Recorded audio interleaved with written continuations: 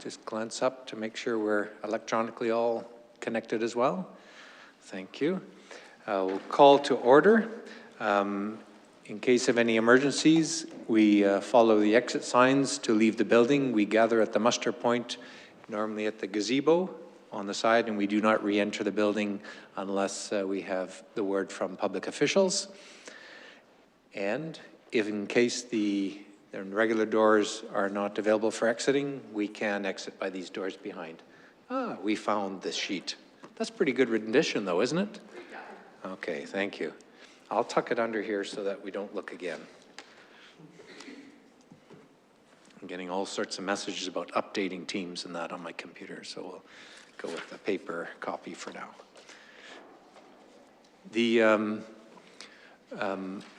In adopting the agenda, do we have any new items to add? Ms. Phillips? Administration does not have anything to add. Thank you. Okay.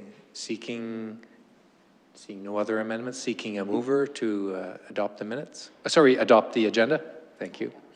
Councillor Dakin, thank you for the motion. And all in favor? Carried unanimously. Our first item is the consolidated vision for the lakefront, item 3A, found on page 3, and we have Mr. Lebsack here to lead the item and take it away when you're ready, Mr. Lebsack.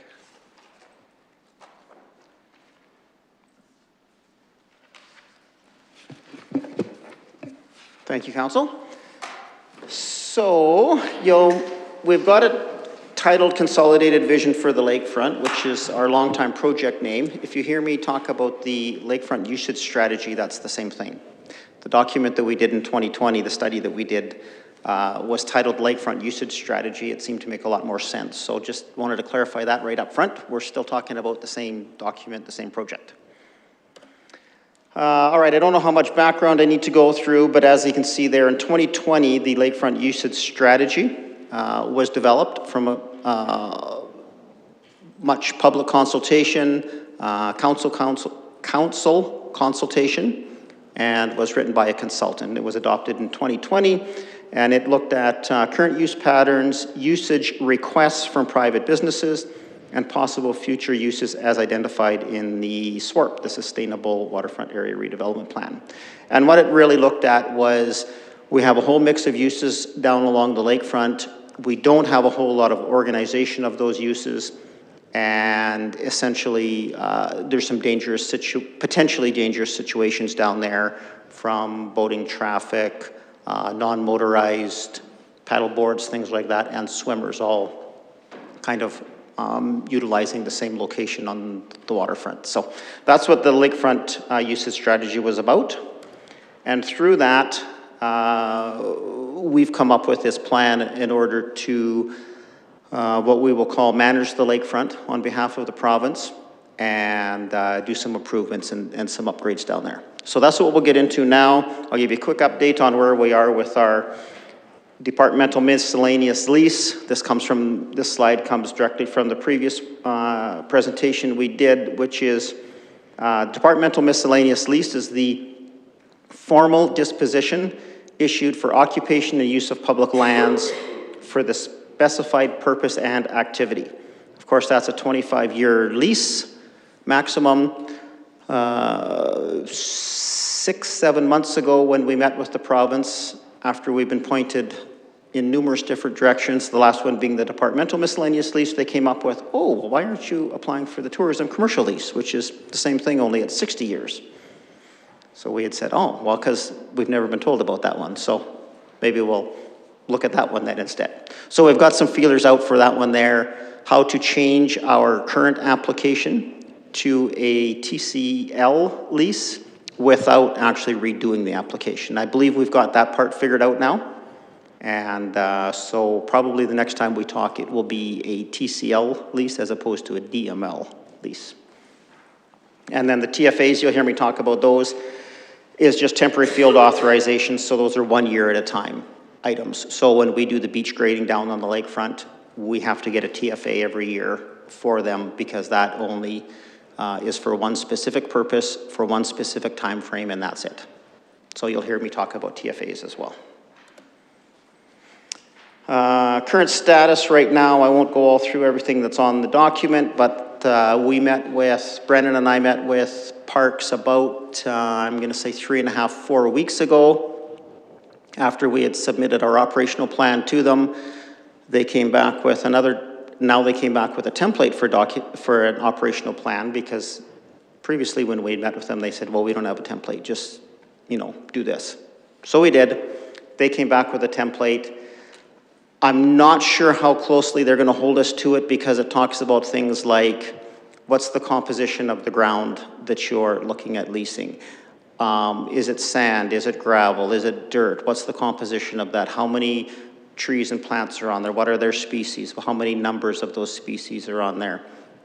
So in speaking with Mr. McIntyre this afternoon, I can politely say that we're going to finish our lease as best as we can with the intention that we always had. We're going to submit it to them. And then if we don't get an approval at that stage, it will be handed over to Mr. McIntyre to work some magic in a different area. And we'll go from there, because it seems, as you know, every time we submit some documents to Parks, admin, staff, they come back with something new. So I think we'll do this one again. It'll probably be about an 8 or a 10-page operational document. We'll submit it to them, and then we'll see what direction we have to go from there, whether it's more on the political side or whether it is more on the administrative side.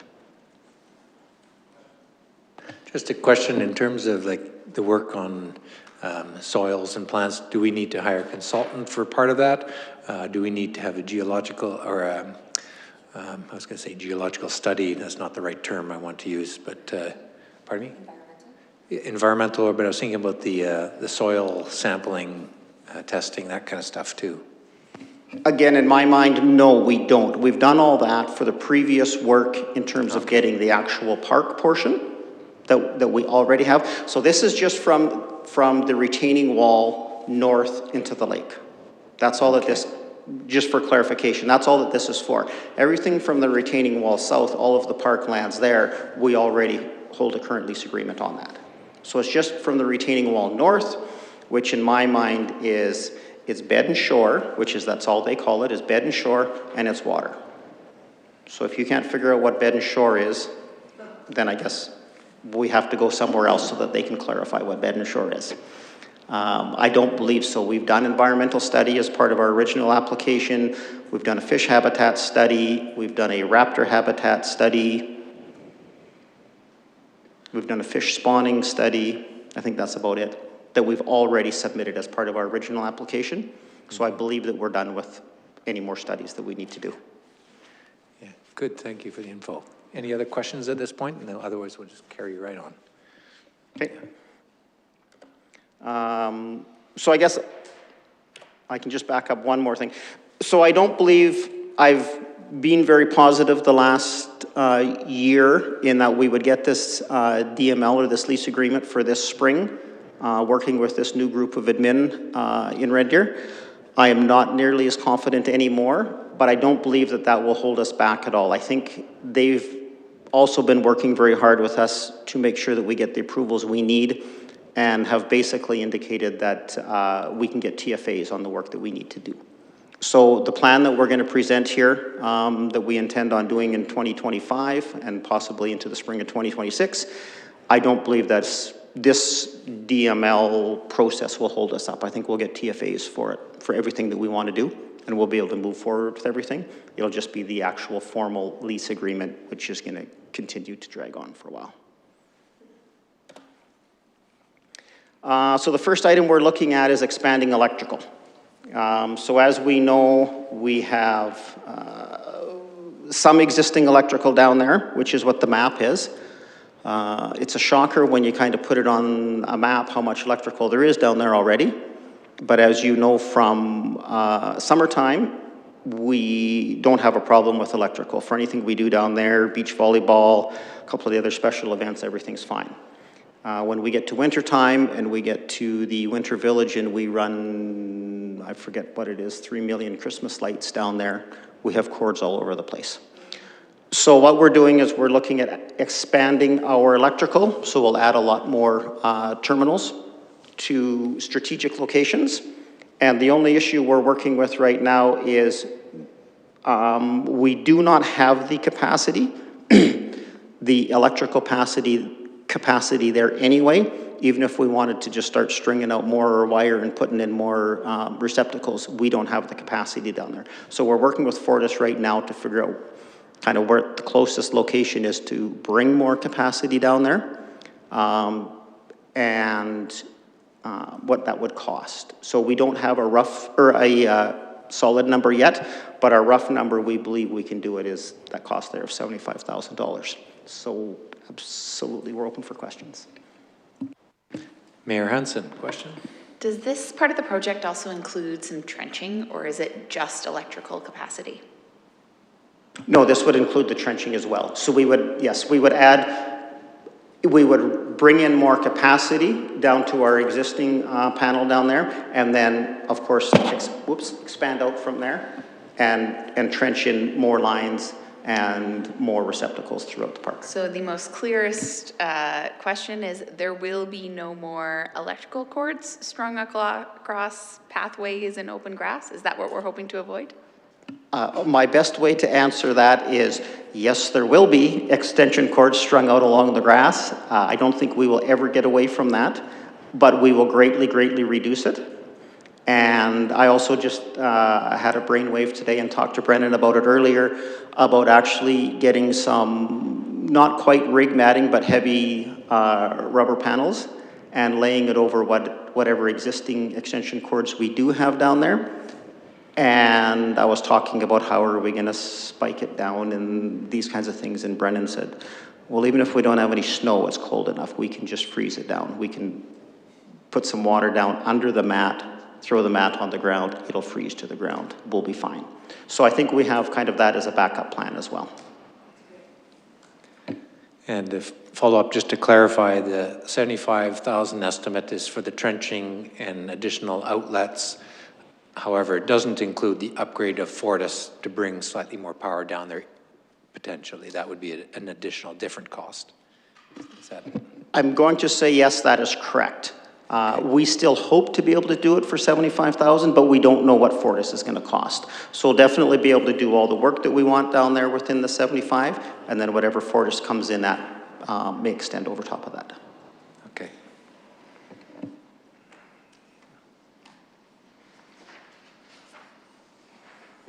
Barrier-free access to the lake. So the intention is to install these 2 barrier-free ramps from above the retaining wall down to the sand so that people can access the sand area. One at 46th Street, one at 41st Street. Cost of those is going to be between $60,000 and $75,000 each. We're going to contract this work out. And what we're doing right now is, so we have the one ramp down there, if anybody remembers, that we put in early last year, late the season before. It is not what we classify as a handicap, an accessible ramp. It does not meet code for accessibility. Of course, it functions as that, but we built that for maintenance equipment to get down there. The ones that we're going to build this year, and we'll do it in the fall after the tour season, is the 2 that we're going to build this year will actually be more what you would expect, kind of a 2-phased up and over, kind of an L-shaped approach in order to get the grade that we need in order for them to be accessible. So they'll look different than the one that's down there right now. The one that's down there right now, I said, is equipment access. So we'll put the 2 of them in, and again, they will look different. They will meet code in terms of access, which is, sorry, Mayor, it'll be the same code that are the ramps that are up against the end of the washrooms.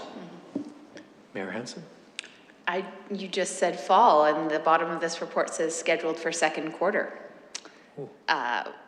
Which one is accurate? And either one, if it's different, if we could update this as this is a public document, I'd hate to set an expectation, because it got me excited. Absolutely, and let me check with Brennan. Are we talking fall? Yeah, okay. That's what I thought we discussed verbally, so that was my Third mistake, yes. quarter. Third quarter, yes. Okay. And then, so the purchase and installation of the additional beach matting. So we do have the beach matting that, of course, reached the water last year, will not reach the water this year. So we're going to purchase more beach matting and extend it out into the water. That will be done this spring. It's been ordered already. And again, you can see the cost there. It's not much, but we'll extend that beach matting out now that we have 8 times as much sand as we're used to having down there.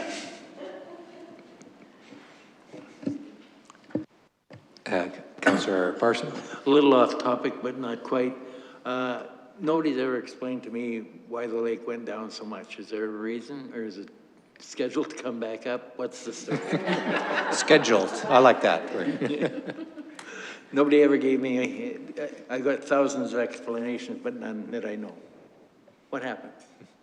To Councillor Parsons, we would have no idea either, other than if you talk to Alberta Environment, they're just saying it's part of the natural cycle, that we're in a very dry spell right now the last 3 years, and the groundwater has sucked up any of the excess water that's been around, and that's where the lake level has dropped. Mostly, we're fed from groundwater through natural springs, so that would be the easiest explanation that I've received from Alberta Environment, but I've never been given a concrete, definite reason either.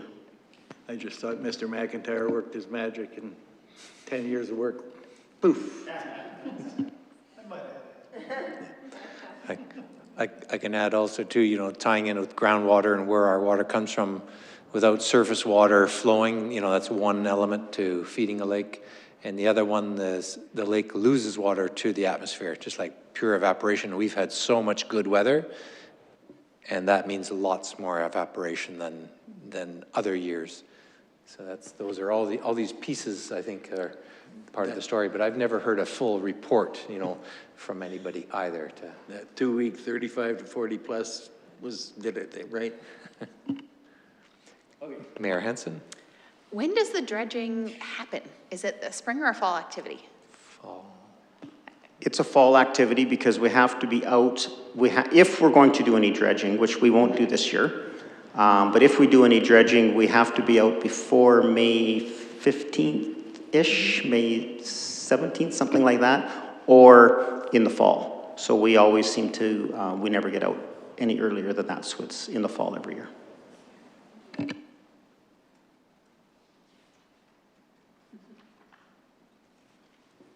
Okay, Councillor Rilling? Just made me think of all the garbage that's in the lake after the winter. I wonder if it'd be beneficial to do it in the spring rather than the fall. Because I just think about people who get hurt and things that are in the water. I don't know. It's just a question. To Councillor Rilling, I think the issue that we have in getting it done in the spring is the timing. Is a lot of times we don't get good enough weather to get out there any earlier than May. Plus, as soon as we do get good weather, unless we were to contract it out, you know, Public Works is out cleaning streets. We use their manpower and their grader to get out there. Then we use our manpower to get out there with our tractor to kind of smooth it out. And I think spring is just such a busy time. And usually, I mean, this year's been different, but typically we don't have time to get out before the May 15th deadline. So that's typically why it would be.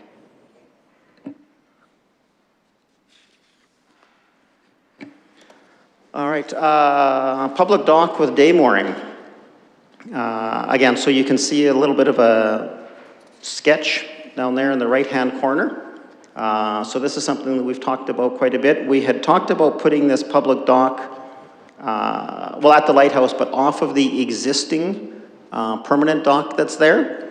And in order to get them with the lake level and with the level of that existing dock, in order to get them kind of, if you want to call it tied together or synced together, again, the ramp was going to be too much. So we're going to come straight off of the land. We might have to do a little bit of work to get across the rocks there, but we're going to come straight off the trail, straight off the land, and then put this floating dock in. And it's going to be a dock system that we'll put in and take out every year. It'll be a floating dock, just like you see most of the cabins or residents around the lake, and it'll be that system. We don't have it operationalized yet in terms of what we would do, but the intention would be the three most north spines would be for day mooring, and maybe that closest one to the entrance to the land would just be drop off and pick up only, and we would sign them that way. I don't believe we would have the capability at this point in time to do any enforcement on that. But again, that's what we'll sign, and that's what the intention will be, was for day mooring plus one drop-off and pickup location. Question, Councillor Dakin? Could this potentially be another spot for 3 paid parking for 2-hour spots? For boats? Yeah. Certainly, it's something that could happen in the future. We have discussed that in terms of it. I can confidently say we won't be ready to do that this year. Just in terms of some of the things we might have to do with hotspot parking, as well as enforcement. I think we'd have to really look at our enforcement capabilities if we were going to do something like that. And I think it came, now that it's coming back to me, what came it down to is how do you register that boat for that parking spot? They don't have license plates. So that's something that we would have to work out in terms of getting hotspot to be able to register, like the boat registration number that's on the side or something, because right now they only register through license plates and we scan license plates. So I think that's something that we'd have to work out, but certainly doable for in the future. I appreciate that, yeah. Just the boats, every boat has to have a registered number on the side of it. So it's super easy. Right, but if it's not the same, Format. sequencing format for hotspot, it won't register in hotspot. So those are the kind of the little things that would need to be done, yeah. Councillor Mearns, and I'll ask a question. And that is true, they have to have those numbers, but I know there's individuals out there that don't change them when they get the boat if it's a used boat. So it's not a license checked thing, so somebody could get a ticket in the mail if it ever did work to a previous owner, so. Another question, just in terms of the drawing that's shown here, is that conceptual, or is that what the estimate of cost reflected, that kind of a 3 berth system? And actually, when I think about it, it's 3 inner berths, but it could be someone on the outside and then someone on both sides. You could end up with 5 boats easily docked there, is what I'm picturing. Yeah, Brendan can correct me if I'm wrong, but I believe it's set up for 5 boats. Okay. And it's also able to be expanded upon. So if we wanted to expand upon it in the future, of course, it's like any other dock system that's out there for the residents around the lake. It could be expanded on, just Modular. Purchasing future portions, yeah. Okay. Councillor Hanson, Mayor Hanson. Knew what you meant. I'll just chime in and say I really support the paid option when that is something that logistically works out. Curious when, I would assume you said annual installation, a June installation this year, or are we looking at later into the summer?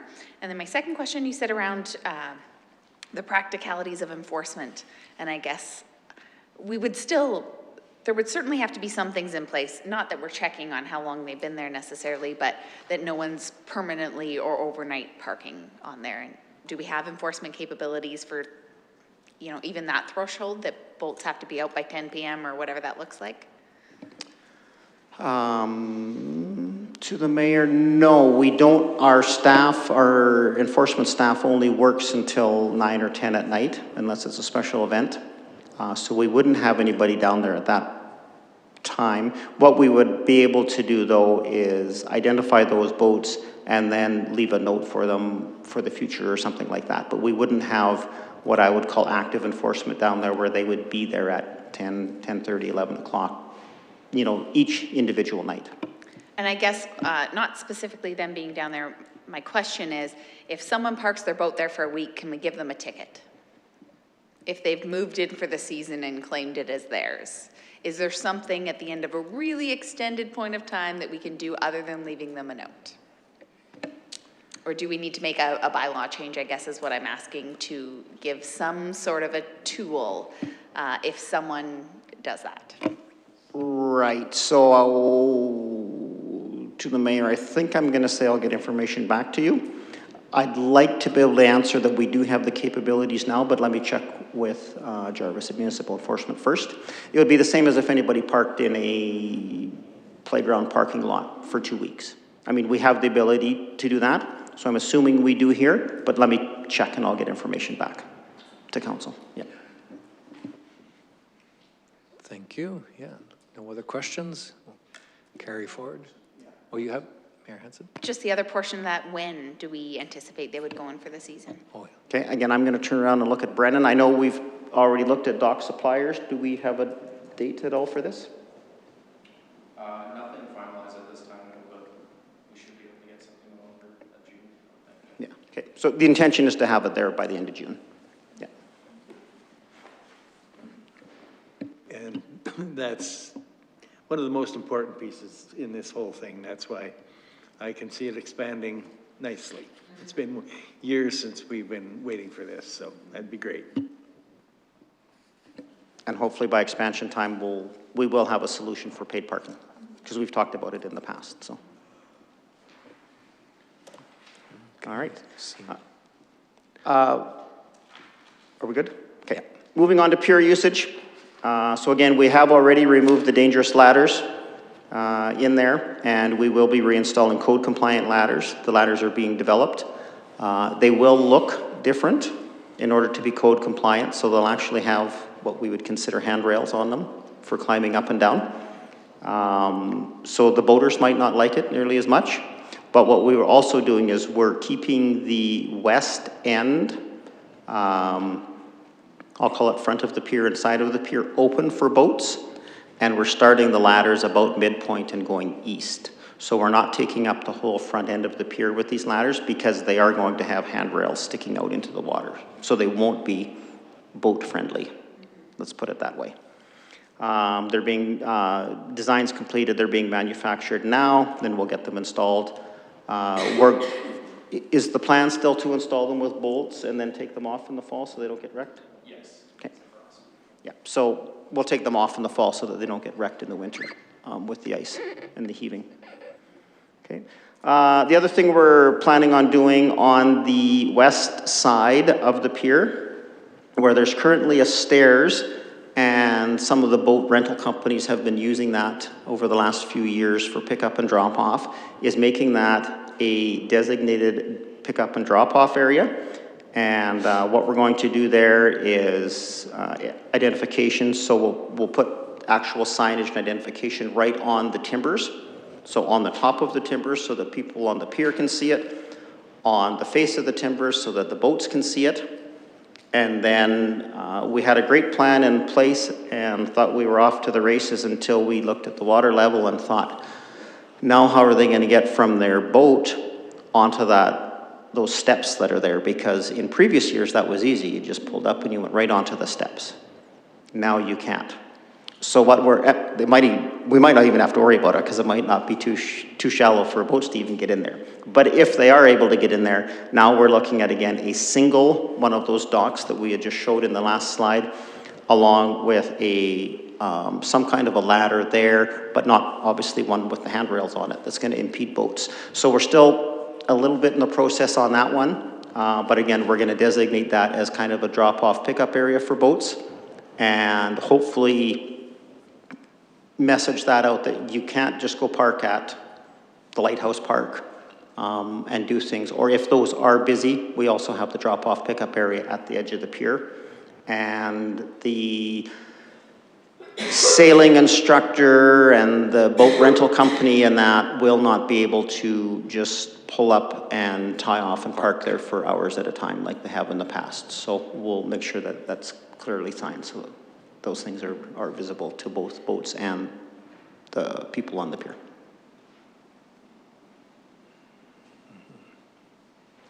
All right.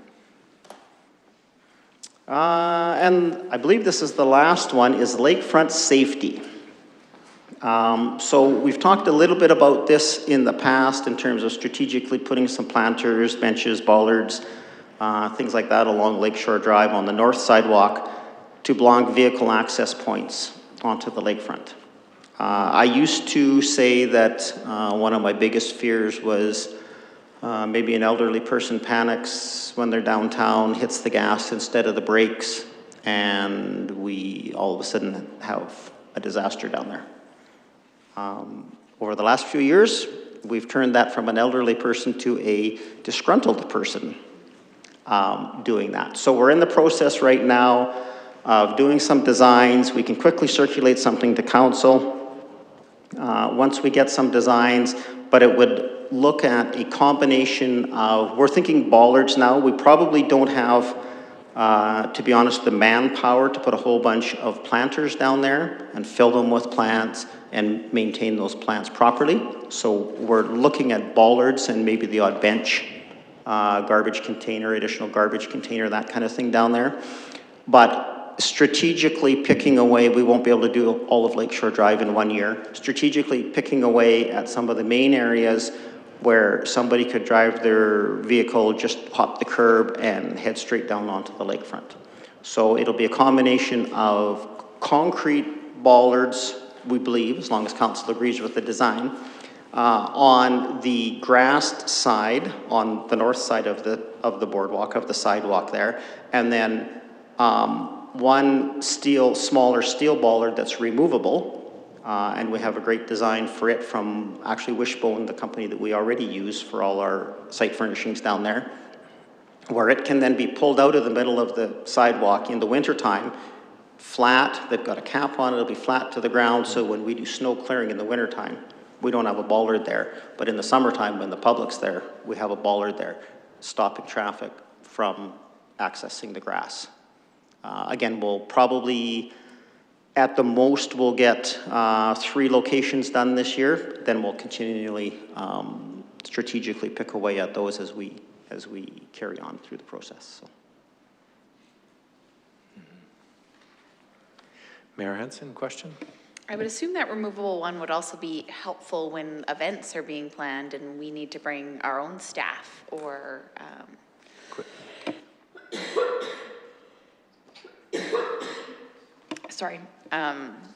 or others into those areas as well. Could it be used that flexibly, or is that really not a need for us? Yes, I think how I would answer that is that we already have in some of those strategic locations, especially in Centennial Park, we have the P bollards that we already use. So the P's on them. We've got some signage on them, and then when we need them, we open them up, and otherwise we keep them closed. So in any of those strategic locations, we would do that. Heading down onto the pier, of course, we have the lake access there with the large gate that we can open up for special events or for access. What we're more looking at is, at the crosswalk areas where there's a dropped curb or a raised curb that's even with the sidewalk, and someone can just turn the steering wheel and keep on going. So those are the more areas that we're looking at. And you're right, as we strategically go through this and look at these areas, we wouldn't block off anything that we needed access to on a regular basis. So. Thinking one other benefit will be slowing down some people who forget that they're amongst pedestrians when they're riding their bike.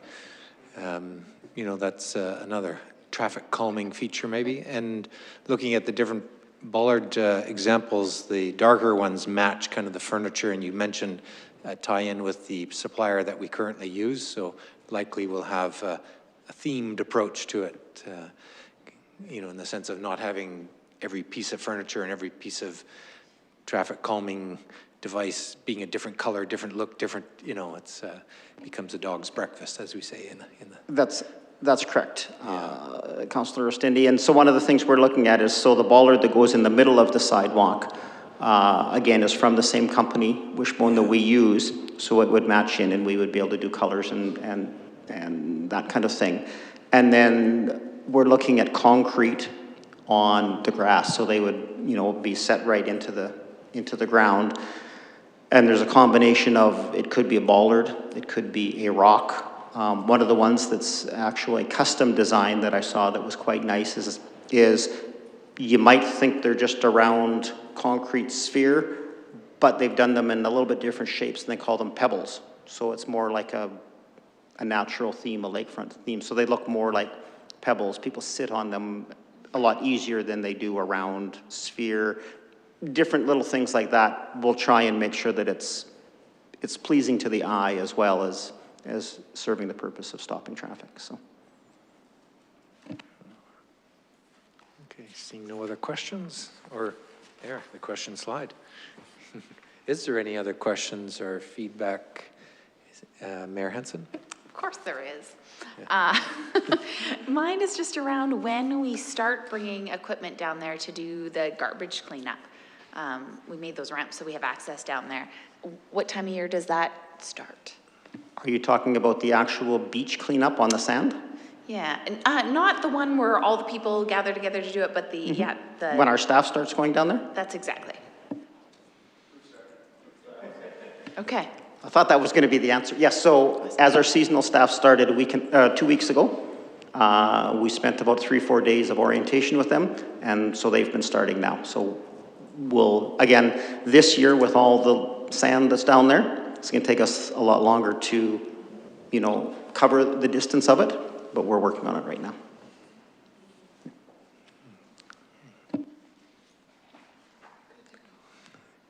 Seeing no other questions, do you need any other feedback from us on this topic? The only other question I would say is, does council want to review or approve the style of bollards that we're going to put? No, I think we're good. Okay. From your comments, Excellent. I see you're already going in the direction that would be pleasing and fitting in with the look of the place, and yeah. I believe we have everything we need. Yeah. Okay. We thank you, Mr. Lebsack. Our next topic, and that's, I think, with yourself again, correct? Yes. Mr. Lebsack will lead us off on the off-highway vehicle bylaw annual report, pages 15 to 20.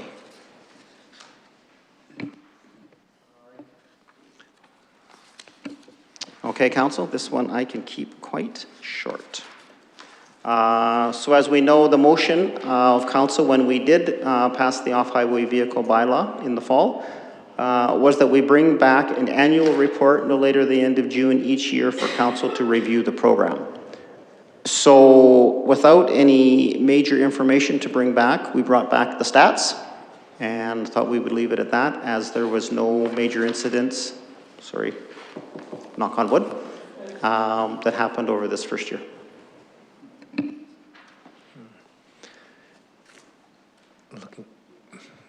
I have one question, and that is, somebody was fined of OHV involved in contravention of bylaw. What did they do? We caught one person in a park. Oh, okay. Mayor Hanson? Curious how this compares, and I don't know if we would have even tracked it, but to a prior year. I know we still had some complaints in prior years around off-highway vehicles, even though they were definitely not allowed. Was this substantially more? This is about 10 complaints or tickets or files, it looks like. What would an average year before this be? To the mayor, I didn't collect stats on what would have been reported, but I think I can confidently say from our officers out there that probably the amount of tracks in the parks, tracks in the ditches, those kinds of things is probably similar to what it has been in the past. Okay. We didn't see any real huge uptick on variances. Simply because we had a bylaw. It was pretty standard as to what we would see every year, regardless of whether we had the bylaw or not.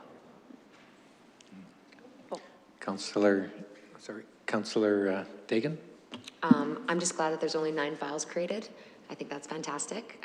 Lots of positive feedback from the community on it. Of course, you're going to see what's on social media about people going to the gas station or McDonald's or whatever, but those people will do that anyway. So thank you for all this information. I think it shows that we are heading in the right direction for allowing this to happen. I talked to Chestermere when we were at the Tourism Industry Advisory Association, or no, not the TIAA, what was that? The Economic Developers Conference. And they said that they allow all kinds of things all year. And then it started with this, and so I'm glad to see that this is heading us in the right direction. Mayor Hansen? Oh, Councillor. Yeah, I'll echo Councillor Dakin's comments. I see this as a success. Definitely nervous when we first made it, just to see where we would land, but I would say, yeah, very much a success, and heard lots of positive, more positive for sure than negative comments about it. Some concerns, but more so positive. So, yeah, happy with it. Councillor Rilling? Well, I remember when one of the things, big concerns is that all the times that the police had tried to catch people, you know, and couldn't because people were feeling guilty.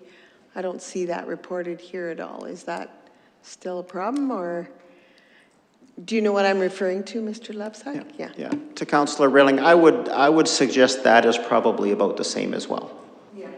So regardless of whether we had the bylaw, most oftentimes somebody sees, if they see somebody in a park, like if they were just driving down the road, we wouldn't even approach them this year. So if they were in a park or if they were doing something wrong and an officer flips the lights on, they're not stopping, they're gone. But that's similar to what would have happened in previous years too. So I think I can probably say that we were optimistically surprised at how well this went. Yeah. I have a question too, but okay. One of the questions is, the files that were opened, were they in certain hotspots? In terms of, were there certain locations that created problems? Because I can speak, I just want to know that, and then I can speak to a concern I would have, you know, right near where I live, because I know it's high traffic. Yeah, to Councillor Ostindi, I would suggest you're probably 4 different parks was the majority of the calls that we got in. If there was 4 different parks, there was probably 3 individuals that made the majority of those calls and complaints into us. So yes, they were very localized, if you want to call it that. Yeah. Can some of those concerns, follow up to that exact thought, be addressed by enforcement in those locations or signage? And speaking to the location where I live, you know, often people, they don't stick to the alley, they cross over the park. And so I'm wondering about that. Is it because of the traffic? And I know one citizen shared with us his council concern, and I know they don't live right on the park, so I know, but they're near a certain area that might have a lot of traffic heading to that area. So, you know, I'm just wondering, is there efforts we can make that are concentrated or through signage, education, or enforcement? To Councillor Ostindi, I think signage, education, and enforcement are all great ideas, and we will continue to do everything that we can in those areas. But for that example specifically, I think my comment would be, if they're driving down the back alley and there's an officer there, they're not going into the park. They're going to continue down the back alley, drive past the officer in a, you know, nice polite manner, and continue on their way. If there isn't an officer there, they may go into the park. So in terms of enforcement, adding additional enforcement or being able to catch them, no, I don't think that, from our point of view, we did not have an issue this year. It's always going to happen. I mean, we would kind of throw it back at, you know, speeding. We don't catch every speeder that's in town either. So these are just much more visible, much more noticeable.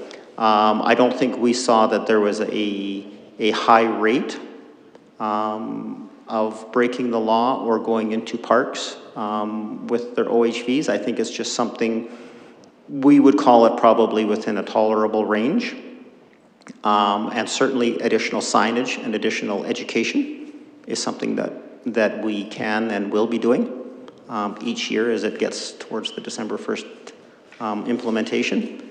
We'll do a blitz on that, signage and education. But again, I think from the enforcement standpoint, I think we did not see an issue with it, if we can put it that way. Okay, other comments, and I'll come back to myself. Mayor Hansen? bit of a comment and then a question that I wish I could fact check, but the computer is disagreeing with me right now, so you can just fact check it for me or tell me if I'm very wrong. But just a comment for council. If we do nothing on this, it will continue next year. And certainly if anyone is interested in having this come back this year for any changes, this is kind of our opportunity to say that. It's not what I'm hearing, but I just want to make sure we all know that this is our opportunity. Otherwise, doing nothing means the program continues, because although we marketed it as a pilot program, it was a bylaw that we put in place, so there wasn't a timed ending on it like some other pilot projects. My question that might be wrong, but I remember a conversation at a chatting with council where a resident who lives near the Walmart said that this bylaw is exclusive, and because they can't cross Highway 20, that it really doesn't affect anyone on their portion of town. And as we're growing more and more houses, I guess, can you verify, because I can't myself, does this bylaw exist for those that live on the other side of Highway 20? To your worship, I will get that information back to you as well, but if my memory serves me correct, you are allowed to cross Highway 20 in a perpendicular direct location. You're not allowed to go up and down Highway 20, but you're allowed to go directly across Highway 20, so it should not exclude them. I know that was the case for golf carts, but his question is sticking out to me and I can't go back and check it, so. Again, off the top of my head, I believe that's what it is you're allowed to cross it, a direct crossing only. Yeah. If the answer happens to be different than that, would you let us know? Thanks. Councillor Parsons, any comment, or Councillor Payne? I was going to, Councillor Mearns? Now that there's no snow around and we've had the OHV bylaw, has Parks reported any damage in Parks area where there was tracks, or they noticed anything that would show that there was abnormal use over the winter? I'm going to report right now that the location that I reported halfway through the year down along Lakeshore Drive, certainly there is still damage there that needs to be remediated, but then I'm going to turn around and ask Brendan if they've seen anything else, because I don't know of anything else myself. Yeah, so just the one location that we, yeah. I'll just add, just behind Mr. Parsons' house, Councillor Parsons' house, there's one area that gets eroded, and that was pre to this bylaw as well. I noticed it's a worse year than what I would say. It's right in the S-bend of the pathway coming down 60th Street by the entrance to Fieldstone. So that needs a bit of remediation, but that always has. It just seems worse this year, but it may be because of the drought conditions as much as, extra erosion. I can imagine a few spots needing some remediation, because we never designed for instance, behind my location where I live in town, where people access 60th, it's a steep hill, so, it could become a burnout spot, but there was no damage there, speaking to Mr. Councillor Mearns' question. And this might be an example where I pride myself in being able to change my mind. This was a topic we debated lots and wondered and worried about. And I was one of those who worried but said, okay, let's go for it. And my feeling is, despite certain spots being a problem, I'm happy to move forward to carry on with it as a bylaw. With the one, or two maybe thoughts. One is ongoing thoughtfulness that we have today from staff especially, to say, is there problem areas that we have to remediate that are affecting parks especially? And then the other one is, I like how we put out all those signs last winter, and I see a need for some more signs in places where people are doing those. I'm cutting across the park instead of following the bend of the alleys. But it's surprised me how well it's gone, but it has not. Let's not pretend it's gone perfectly for every member of our town, but it surprised me how well. I see administration, Sean McIntyre. Mr. McIntyre. Thank you, Mr. Chair. Just wanted to address the mayor's question under section 26 of the bylaw. Crossing highways are permitted, And it's just specified about how someone may cross the highway. So they have to disembark all passengers, they have to cross when safe, directly perpendicular across the road, as Mr. Lebsack identified, yield the right-of-way to all other vehicles, and there is a fine associated with the improper crossing of a highway within the established permitted area, but crossing highways is permitted. And that area is a permitted area on the map? Yes. Thank you. Thank you, Mr. McIntyre. Any other questions or comments needed? The default is we're carrying on. Thank you, Mr. Lebsack. Our next item is tourism-based, oh, sorry, no, I was looking for the third item and I jumped too far with my eye. Mayor Hansen? I would actually recommend that we break for dinner between these agenda items. It is here and ready for us, and we might take a substantial amount of time on this next item. And it is 5:21, so let's pause before we start Bogattle Park Phase 4 Development Plan. Okay, we adjourn temporarily. Recess, that might be a better word.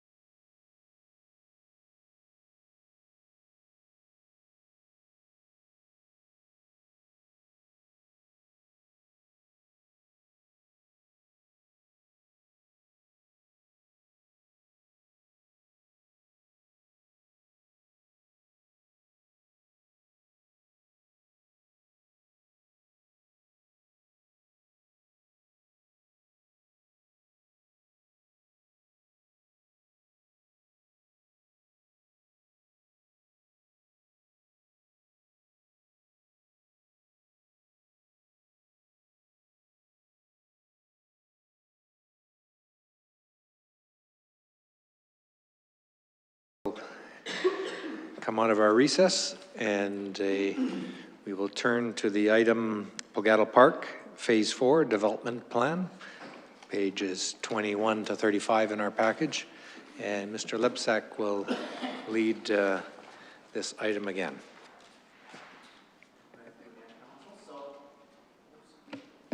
So what we've started off with was just a little bit of background, but we won't go through any of it in detail. So here's the current development plan that we looked at. We've updated the map.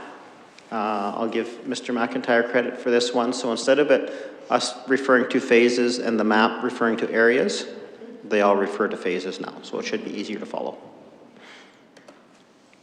So the 2025, 2026 project that we have on the books right now. So 2025 is, as we know, design with construction in 2026. Most likely, depending on what we build, it could run into spring of 2027 as well, especially given that the park is in operation, so we have to take all those factors into consideration. We can't redo the parking lots while the gulls are playing, that kind of thing. So 2025 is the design phase. We've already tendered that out to 818 Studios. They're working on it. The current scope of the design is based on the previous construction phasing that you saw. So it includes parking lots, completion right up to paving, synthetic turf field, 2 grass soccer fields, irrigation for those grass soccer fields, and then soft landscaping around the areas to beautify it up and make it more attractive when you come into the location. The additional items that we've talked to 818 about, they've gotten some background information from us on it, but they have not done any additional work yet on these items. Our pickleball courts, tennis courts, the additional parking of 70 stalls, and, sorry, that's what 818 has. And then in addition with Public Works and Amjad's project for working on some water wells on the south end of town. We're working on a project to drill a water well on the south end of town just for irrigation. So it would not be potable water. It would go directly into the ponds and keep those ponds filled up because the ponds are for irrigation. So that would take potable water out of our irrigation system. Which, as you can all imagine, right now, the Gulls started watering, what's today, Wednesday? Gulls started watering Monday morning with potable water. So we desperately need those ponds filled up with water. So this irrigation well project is to fill those ponds up continuously, keep those ponds filled up for irrigation. Because as we build soccer fields up there, grass soccer fields, they're going to need to be watered. Our ball diamonds desperately need to be watered, although we don't water them at this point in time. So campground could use some water right now, but we don't water at all. So again, that's what the water well for irrigation project is about. Phase 4 budget. So the 2026 capital plan has 4.6 million in there. Of course, it's a $5 million project. We took $400,000 out for 2025 for the design phase of it, with the remaining 4.6 left in budget for construction. As you can see, I've put there, that is all borrowing at this point in time in terms of our plan. Parks Department is working with Sylvan Lake Minor Soccer to submit a CFEP grant for 2026. The max grant amount is for $1 million. And it says here, minor soccer will be applying for the full amount. I guess that depends on what our construction phase looks like and how we can word that. But the intention is that we will apply for the entire $1 million grant, see what we get for construction there. So I guess I should add, as you know, municipalities are no longer eligible, well, haven't been for quite a few years, but are no longer eligible for CFEP. That's why we need a service group to go ahead and apply for that. Red Deer County, capital cost sharing. I've spoken with the county already, and their representative on the design feasibility committee, and to be presented to the county council in the fall after the election was their recommendation, of course, and with a request for funding in the 2027 budget. So currently, right now, they've paid us, I believe it was $350,000 already. They have in writing another commitment for $377,309, which worked out to that percentage of cost sharing that we had done with them earlier. But I believe they're also open to at least discussion or presentation on more because the cost of the project has gone up again. So in terms of dollar figures, we would hope to continue to maintain that same percentage of cost sharing, which means the dollar figure itself would go up. I don't have a number on that yet, but we'll work that out for our presentation in the fall. And which gives us a phase 4 anticipated budget of just under $5 million there, 4,977,309. Any questions? Councillor Mearns first. I don't see Lacombe County in there anywhere. Has there been conversations furthering that? So to Councillor Mearns, we are intending to make a presentation to Lacombe County as well. They have paid us everything that they've committed to previously. So that's why we don't want to include it in there in terms of an anticipated budget, but we are going to go back again with the same philosophy that, listen, the project cost has gone up. We're still looking for you to share the same percentage cost, which means a higher dollar figure. So we will do that, but we're not anticipating anything as that.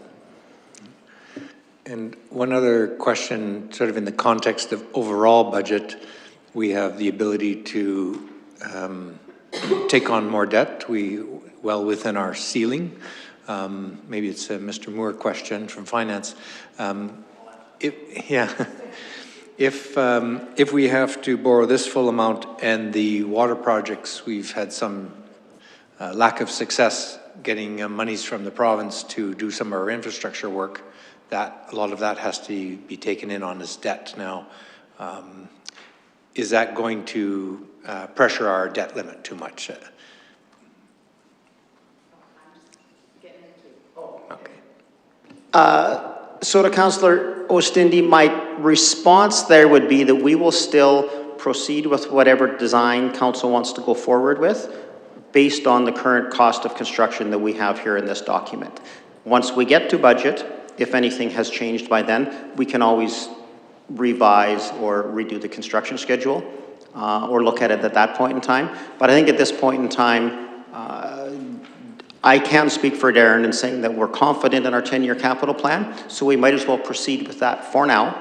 Yeah. And then again, if things change over the summertime or into the fall, and by the time we get to budget process, if we do need to make some changes, then nothing's been committed to at that point. We would make those revisions or bring forward any changes or recommendations to council at that time. Okay, thank you. Yeah. Mayor Hansen. The question is around user groups, and I want to see if I'm correct in the assumption. All elements that we're considering in this next phase of design, are we working with a user group on each of those? I see we're working with the soccer club to go towards the grant contribution, and I guess I just want to make sure each of the items we're bringing on board has somebody who is a driver for that, even if it's in a very different way with different capacity, specifically pickleball and tennis. Do we have willing participants or do we not to work with us on both of those? So to Mayor Hansen, I'm going to start off by saying I'm very pleased to say that we have been in contact with minor football and haven't got into any details with them yet, but of course they know the project. They've been involved with it from the start. Pickleball specifically has just contacted us, I want to say late last week or Monday, with an actual organization that started up in Sylvan Lake. They've got their nonprofit status, I believe they said. And so they do have an executive that we're going to sit down and meet with here over the next couple of weeks. So they do have a club or an organization now that we will be working with, because that was one of the things that we had talked to, individuals that contact us about it.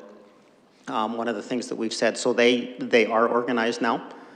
From that standpoint, and tennis, no, there is no organized club or really any organized driver. There's a few individuals in town, but to be honest, they don't even have a group together, a loose group together. They contact us as individuals. So, yeah. Seeing no other questions, we'll carry on.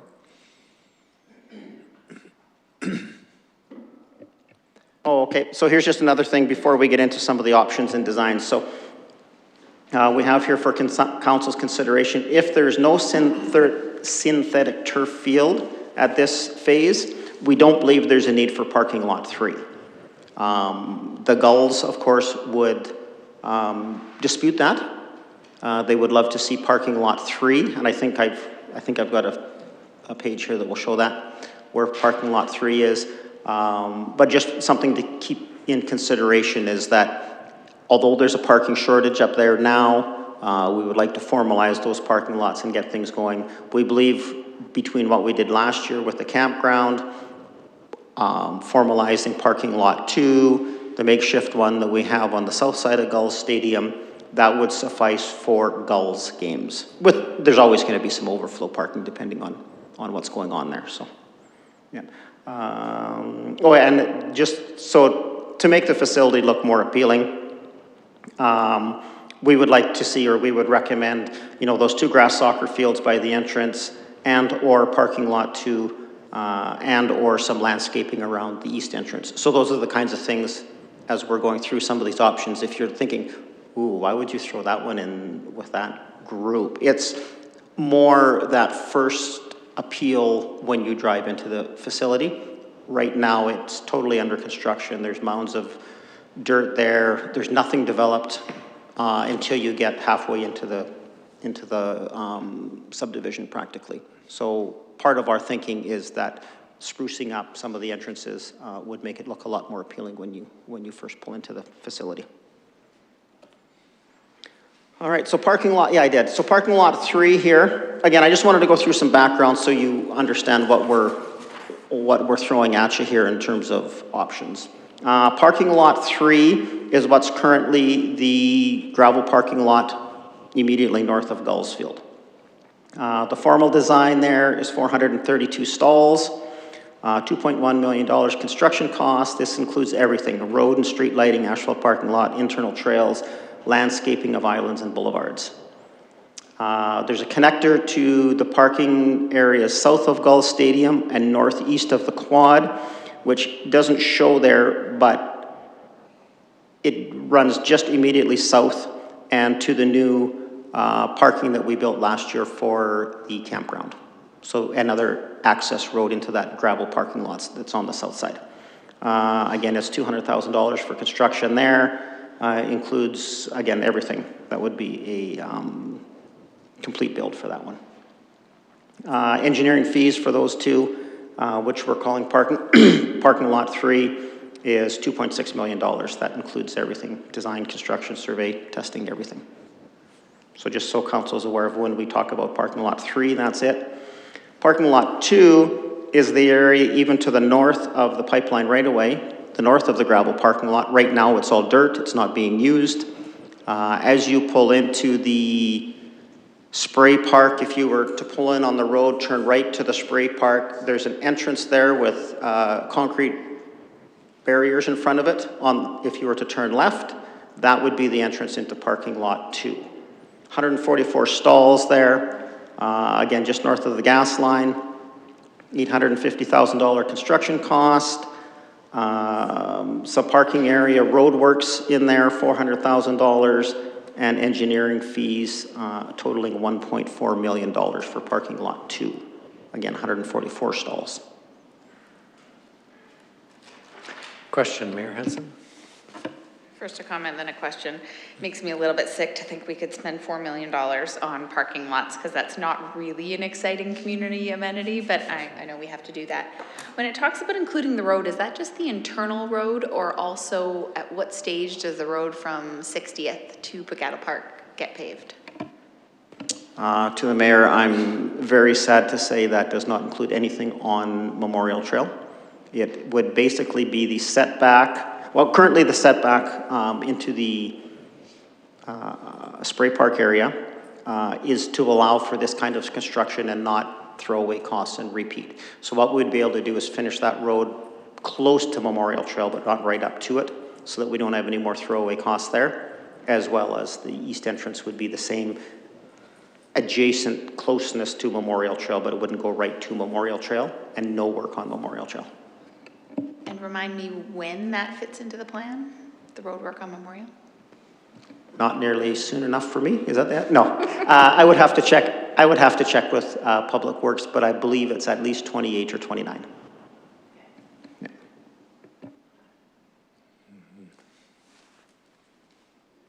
Okay, seeing no other questions yet?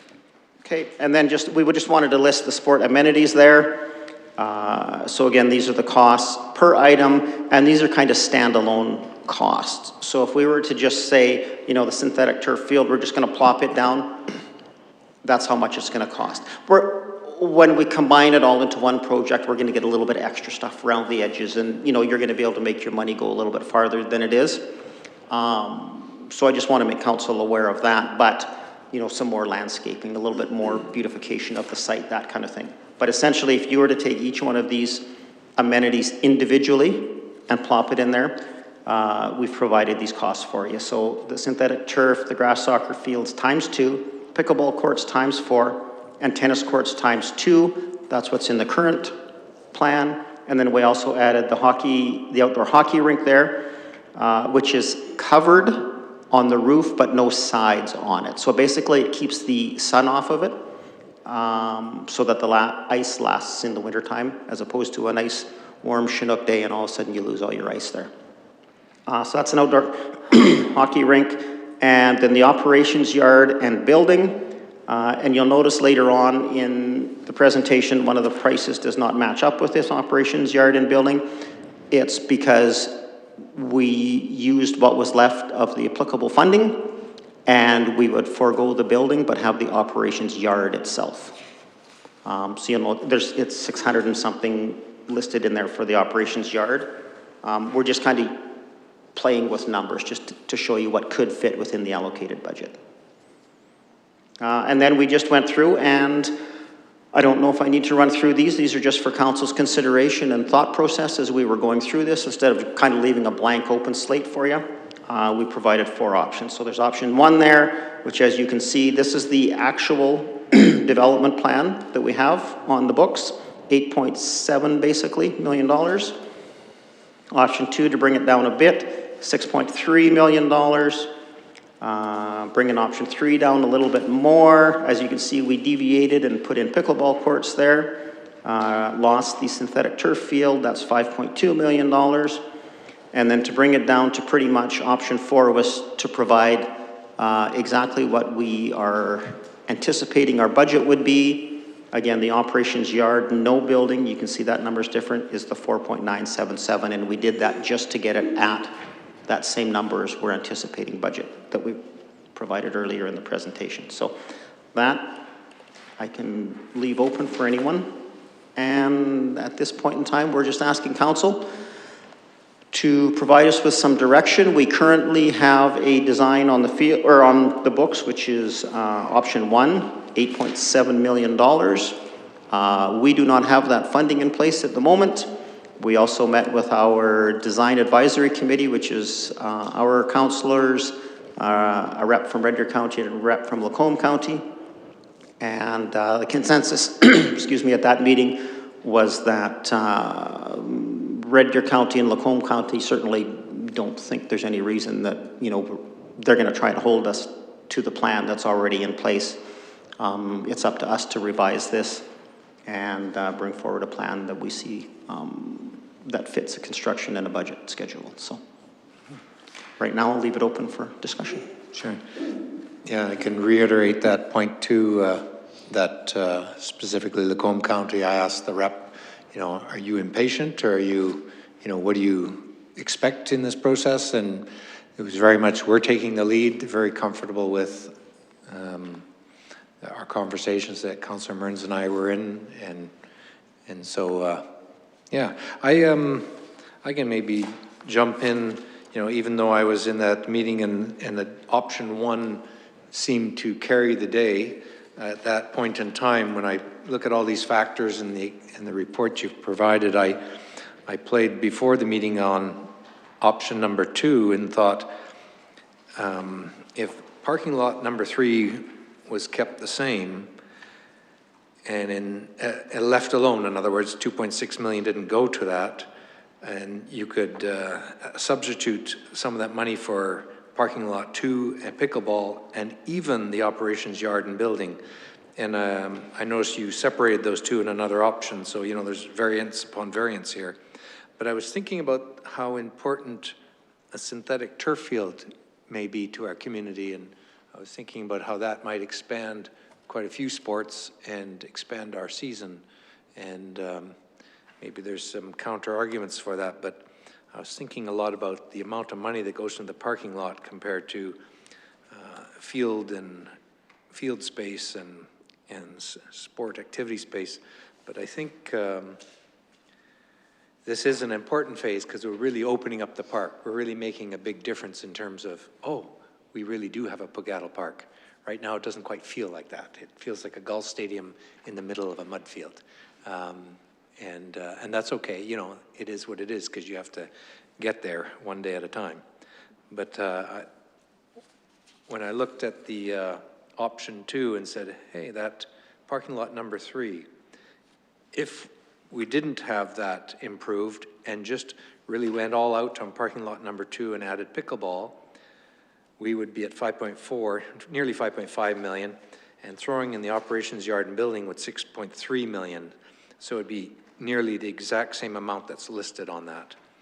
I'm wondering, is there any reflection from admin? Is that a good suggestion, or what are the pros and cons of maybe just focusing on parking lot number 2 and creating another set of spaces there that directly, and one reason I say it in my mind too is lot number 2 directly supplies to, is closest to the fields.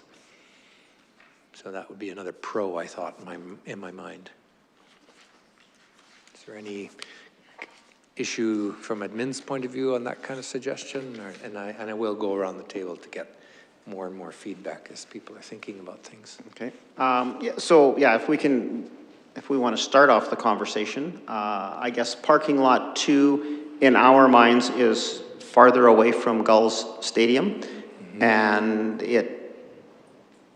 I guess from 2 points of view, one would be the Gulls will be very, very unhappy if we don't do the parking lot up next to the stadium, as they're the major tenant there. And the other one would be certainly still just the impression that it gives people when they come to the games, and they have a gravel parking lot. Now, if we do the soccer fields and another parking lot, and as you drive into the location, it looks a lot more complete and it looks a lot nicer. That will help. But certainly, I think the impression that people get when they drive into Pogattle Park itself, and it's a gravel parking lot there at the stadium, I believe that takes away from the experience. Just to clarify one question of information, the blue zone along the current main entry to the Gulls Stadium parking lot 3, what is that blue area again? So that blue area is just landscaping there. And okay. Yeah, and that would be something that we would do to make sure that, again, the aesthetics of entering into the field. Yeah. Okay, so other councilor members with thoughts? Councilor Parsons? Well, when I went through it, I want it all done now, okay? So, to hell with everything else. But I do think, and I don't want to say we owe anybody anything, but I do think the Gulls are a feature of this whole thing. They're the reason most people come to the park right now, other than the spray park and whatnot. So I think we have to do that. And the other one is the synthetic field. And I think those are two that we have to keep in for this one. I think minor football and the other user groups, they need that badly. I think soccer fields and stuff, I'm not sure, but I think we have adequate for now. I would like to see a couple to beautify it up, but,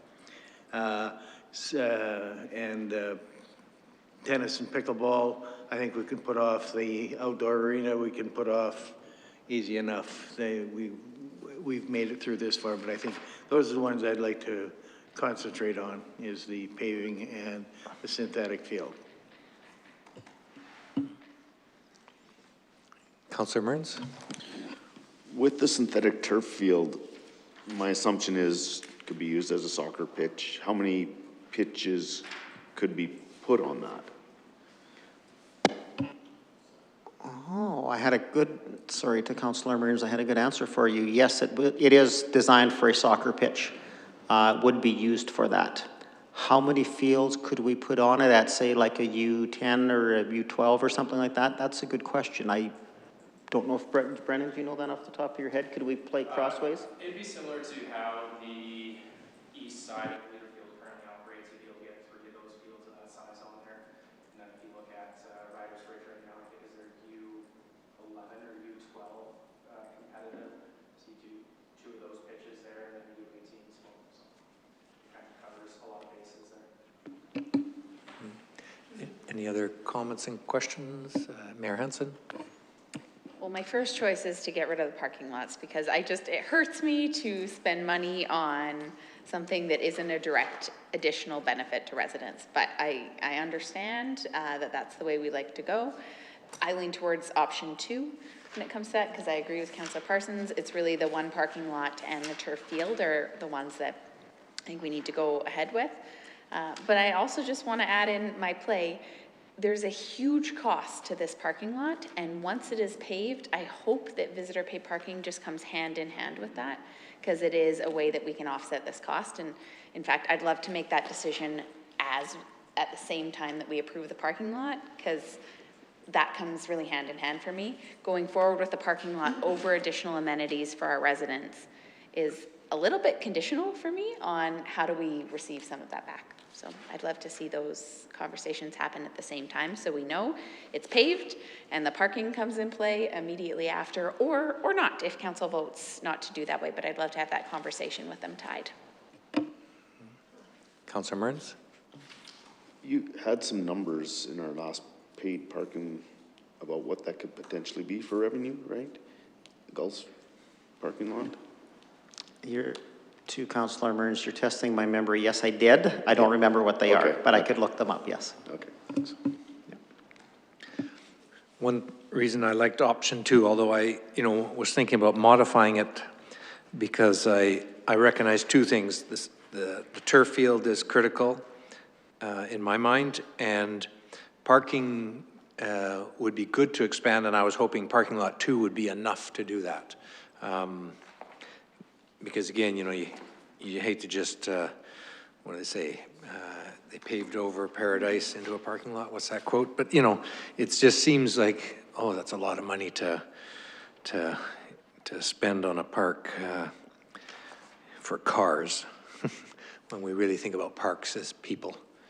And that's a tough one for me to put so much into a parking lot. But it's one of those things where you have to do it or you're not. It's all in or not. And I was hoping a parking lot number 2 would be all in at 1.4 million instead of parking lot number 3, 2.6 million.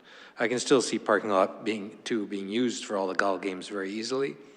I don't think it's an insane thought, but it's definitely, further away, but that's what people are doing currently anyways. They're parking all over the place. And also thinking on an operations point of view, from my background, I think about, those crews that we have, we don't want them moving all the way across town every time they got to do something at Pogattle or on that edge of town. Bang, the stuff's right there.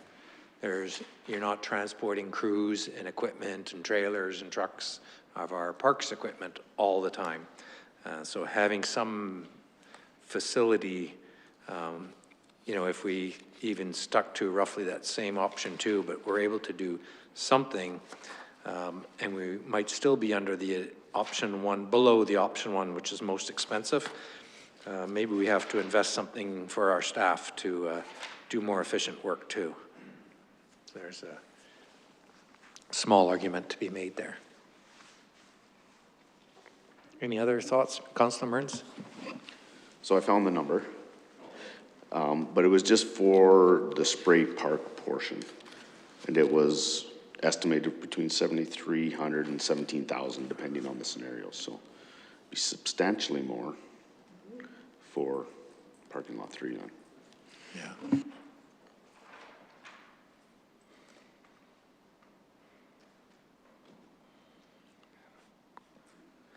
Yeah, and I'll just add that, just playing around with, if you threw an operations yard in there, it'd be at 7 million, which is a good 1.6 plus less than option 1 still. So if we invested something in the operation side of it, we'd still be well below option 1. So, and I know this would come back to us as council, maybe in that report, there's slight variations that include, would be my preference to include something for the operations side as well as these key items. Sounds like we all lean to turf and we're all recognizing that something has to be done about parking. Yes, Councillor Dakin? All right. Is it a reality or a possibility to do everything except the parking lots? Because option 1 is at almost 9 million anyway. Because if you're looking at a 6% increase every single year on, you know, time value money, wouldn't it not make the most sense to just get it done, except for the parking lots? Is that a reality? Is that something that we could actually talk about? So to Councillor Dakin, what administration's working with right now is a $4.977 million budget. That's what we're trying, that's the direction that we're under. So I haven't added those up, but I don't believe that would work to come in at $5 million, but I could be wrong. That wasn't one of my options, so I didn't do the quick math on it. I understand that. It's just your option 1 was 8.6 million. Oh yeah, and that's what we identified was $8.6 million is what is in the current development plan. Okay. Which is why we're coming back to council with different options, is to say what do we want to do in 2026 so that we can be ready, you know, as of December, January to go out to tender on this project. Because right now we don't have the money that is identified for construction in 2026. They're in the current development plan. I guess, again, to my point would just be that this is going to get more and more expensive as time goes on, you know, and it's kind of a stop the bleeding situation. At what point is there any reality, or is there any reality around the idea of just getting it done? Can we do that? Can we pull that off somehow? Councillor Payne? So if you did the soccer fields, the pickleball courts, the operations yard, and the turf field, you're looking at about 5.6 million.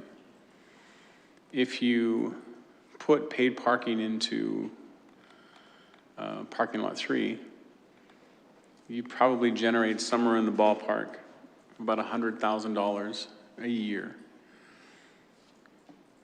So realistically, you could service the debt for the parking lot from the paid parking if you just put everything else into building the pieces.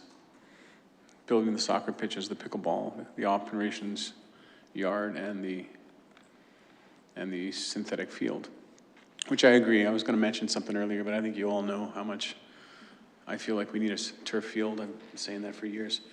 And I think that's going to be a revenue generator as well, in all honesty. Right now, Lacombe benefits hugely, ME Global, as does Great Chief. So I think we would benefit as much from having a turf field. So I agree with what Councillor Dakin's saying. I think there's benefit in doing a lot of the other pieces without the parking lots. And in as much as I think the goals would be upset about the parking lot, I don't see waiting until these other pieces are done, which will draw people into the parking lot, which would make the whole possibility of paid parking being more beneficial, being a bigger revenue stream, being a bigger thing once you have all these other pieces done. Right now, the only revenue you're going to get from that space is the goals, games. Whereas you have everything else done, you have everyone else coming to town. So I'm in favor of trying to get more done than a parking lot, which, like the mayor says, I have a real problem spending $4 million on pavement when it's not something that's going to benefit our residents directly. I think we could do more. One reflection I have is we're at that critical moment where, you know, we're going to make a difference and kind of make that big step, not finalize maybe the whole park. But I think we're stuck with some parking lot work, because as we add those other pieces, we're going to end up with the need for more parking. Because you can imagine if there was a Gulls game and a soccer or football game going on at the same time, we would have a great need for parking. And that's why I was hoping that that thought of mine, you know, what if parking lot number 2 was done? That would add all those pieces. But even doing number 3 will add a lot of parking, because right now we don't park efficiently in there. As I remember from one of the reports in the past, is we're so inefficient on a gravel lot compared to if we have lines, blacktop, curbs, and we know exactly where to park, and they pack in another 100 sites. So, but yeah, number 3 sure is expensive. This is my Councillor Mearns, and then Councillor Parsons. So I did some quick math on Councillor Dakin and Councillor Payne's thoughts, and if we were to do everything except the parking lots, it's $6.1 million. That's including. That's everything. That's including. Yes. I was taking that, Yeah. So, Yeah. you know, thinking about interest rates and everything else, and I think we all here, whether it's in our friend group, social media, it's like, they're not 100% wrong, but a lot of community members think that park is not for them. There's a few things there that they can take part in, but if they're not into ball or have young kids, they just, you know, they're not camping. So I know it's out of the working budget range, but maybe it makes sense to do that. And minus the rink fund, that's, you know, those things that we're putting in there are for the community if we do that. Councillor Parsons, excuse me. Okay, we're talking about parking, paid parking revenue. And like, I still think we have to, or I would like to see Gulls Stadium parking paid just this year, because they came in and dumped an $8.5 million stadium, and we own it. And it's a pretty big, it's a focal point for our summers now from all over central Alberta. So that's why I'm kind of biting the bullet on the parking lot. And where would we get the parking revenue from that parking lot for paid parking? Because I don't think we would be charging Gulls patrons to come to. Would they have to pay for the game and the parking? Yeah.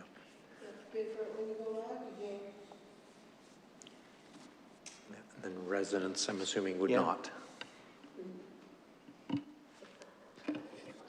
Mayor Hansen? I was just going to tie the link that for me, the reason why the hockey rink is out is because until it's paved, I don't know how we could efficiently plow it in the winter, although maybe I'm wrong on that. So winter access would be a challenge before pavement. So to me, that is tied to whenever we've got it paved.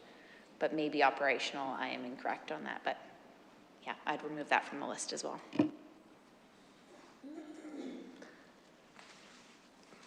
I'll go ahead, Councillor Dakin. They grade country roads that are dirt roads in the winter.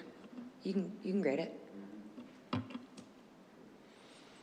Up in the Yukon, we use a lot of chip seal, which is nearly like pavement, and it's a great way to not have to spend as much, but I think we're going to have to pave it when we get to that point anyway, so Yeah. stick with the gravel for now, but chip seal is awesome. I'm hearing consensus that we like to see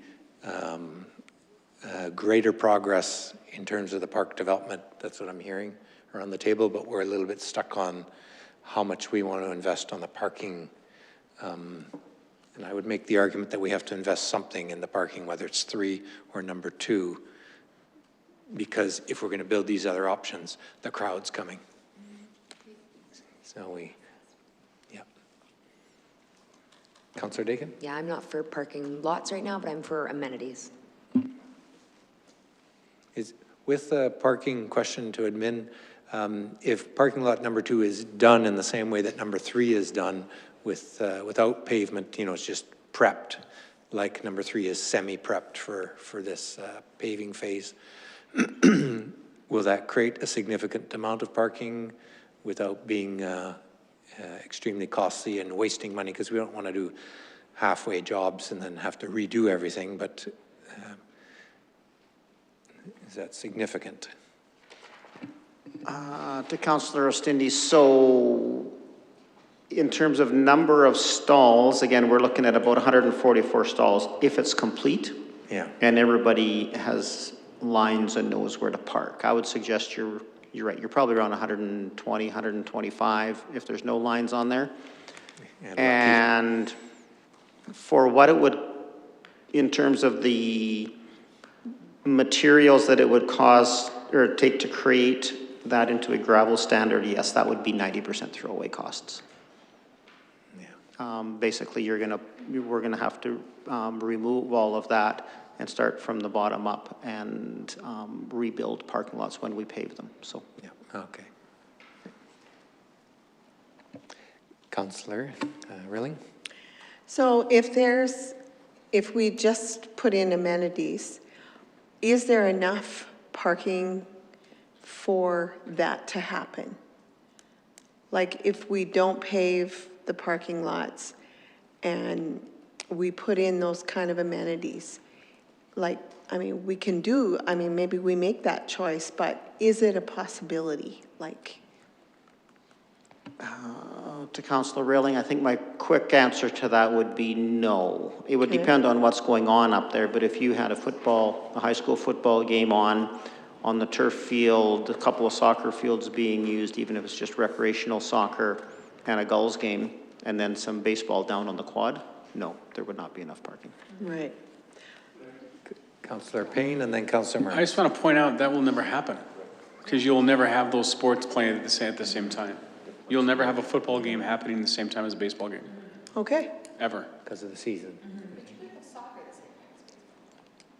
Yeah, Yeah. soccer's just spring. And soccer's such a short season too, though. It really is. Okay. And Councillor Murray, you had another question? Oh, okay. I would even say that soccer is going to be rare because soccer ends in June. And the Gulls baseball season is June and July, or May, end of May, June and July. Just for the record, I'd like to clarify myself. You're right, I never even thought of that soccer, or that football and Gulls was going to be different seasons. But you're right, those aren't going to happen at the same time. Yeah, maybe a little bit of overlap with some soccer, as you say, but it's competitive soccer teams, but not recreational soccer either, so. Yeah. I just wonder if, to appease the pressure as far as paving the parking lots, if that could be somehow suggested that we really want to develop more of the parks so that when the parking lots can be done and it can be kind of like the finishing touches, I don't know, like, is that something that, do you think would appease the pressure, or? I don't think so, right? To Councillor Rilling, if you're talking about to the Gulls, no, that's not going to appease them at all. Right. And so they just really want the parking lots paved this year, like the next phase. Okay. Councillor. I don't know whether this has been asked, but maybe is one lift of pavement for a couple of years, would that last on the parking lot, just to get it paved? A temporary start to get rid of the gravel, but not fully constructed? To Councillor Parsons, yes, that's currently what we do, is we would do one lift of asphalt, wait a season to see if there's any issues or problems, and then do a second lift of asphalt. So right now, the road in by the spray park and all the parking lot down past the campground and to the far tournament house there, that's all just one lift of asphalt. We're not planning on doing that this year because we want to wait and see whether there's any issues there, especially crossing the railway, or the pipeline crossing, since it was dug up 2 years ago. So we don't plan on putting a second lift in there at this point in time. But is this cost here for the parking lot this year, is that with just one lift? No, that would be complete. And I was just about to say, I don't know how much that would save, but this would be a complete cost. So this would be, again, this would be 2 lifts of asphalt. This would be construction in, say, 2016, and then come back in 2017 and do the finish. 2026. That's what I said, yes.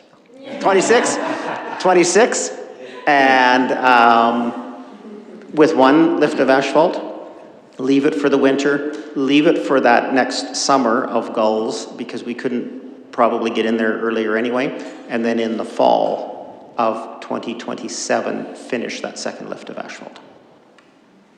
But I don't know off the top of my head how much that would save us in terms of 1 lift of asphalt versus 2. I don't know that right now. Okay, Mayor Hansen? I was just going to do some summarization here with maybe an additional request to get us somewhere. What I'm hearing is that we're a little bit torn between administration option 2 and an option that has no paving, the sports amenities, no hockey rink. So I'm wondering if we can see both of those back with just those 2. But on the option of administration option 2, if we could also bring back what the numbers of visitor pay parking would look like on that larger parking lot 3, if we've got that paved, so that we can factor that into our decision. Or do you need a final answer from us tonight? Does that get us closer, I guess, is what I'm asking? I'm going to quickly look at our CAO and ask, do we have any room on the June cow to bring this back? Because I think we need it done before the summer, so. Yes, I think the June one was fine. Okay, so yes, we can pull some things together for the June cow and bring it back. And I would even suggest if you actually need this for a decision of council, it could come back. If it's only 2 options were being presented, we could probably do that at a council meeting, because otherwise you'll have cow and then have to bring it back again, if we don't have too many things to choose from. Thank you, Mayor Hansen. Councillor Dakin? Would it be a possibility also in that information to see what the projected costs would be if we put it off? For, if you like, I know you say 6%, but I think other people need to see the real dollars and what that big impact is, if possible. So like if we went with option 2 and we had to push everything out moving forward with the anticipated increase of 6%, even though it could be much worse, could we see what those numbers are, like real numbers? So to Councillor Dakin, you're just asking us to do some of these projections with the 6% increase? Okay, yeah, we can do that. Any more questions or comments? Just one, nothing, to the pickleball and tennis. Okay. I don't know how much tennis is played in town, but I know there's a lot of pickleball. When you're building a pickleball court and tennis courts, can they be the same? Can you have different lines like they do in the next door center, so you could have tennis and pickleball on the same court? To Councillor Parsons, I would assume you can. I think the issue that the pickleballers have is that the tennis court lines are somewhat similar. And so it's almost like when you drop 3 volleyball courts side by side on one large volleyball court, the differences between lines is sometimes about this much. And so then the competitive people get upset because they're trying to figure out which line they're playing and that kind of thing. So I think the bigger issue would be the nets, not the lines, but yes.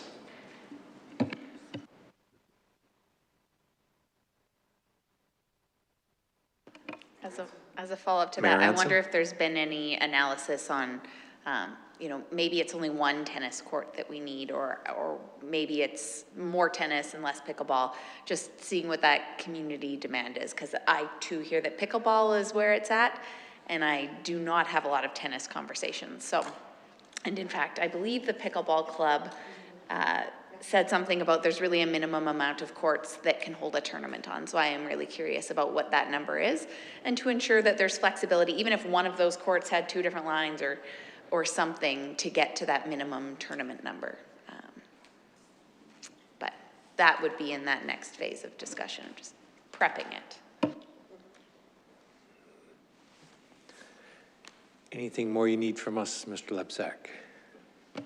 No, but if I can summarize it, just to make sure I'm on the right page, we're going to bring back another report for council with 2 options on it.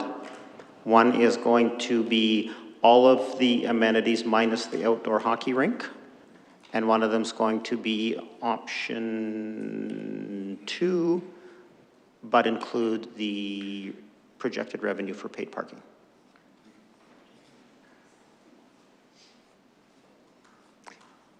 Yes.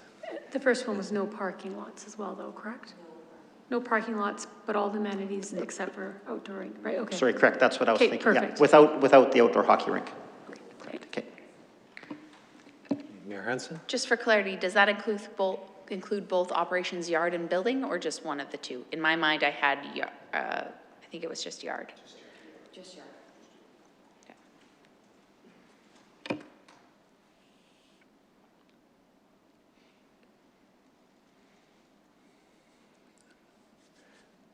Okay. Have we reached the end of this one? I think we could, I believe we could do the council meeting times and advocacy before we have any break. Is that okay? Motor on? Okay, because I just noticed we had a long discussion here. So council meeting times report, page 36 to 40. I think that was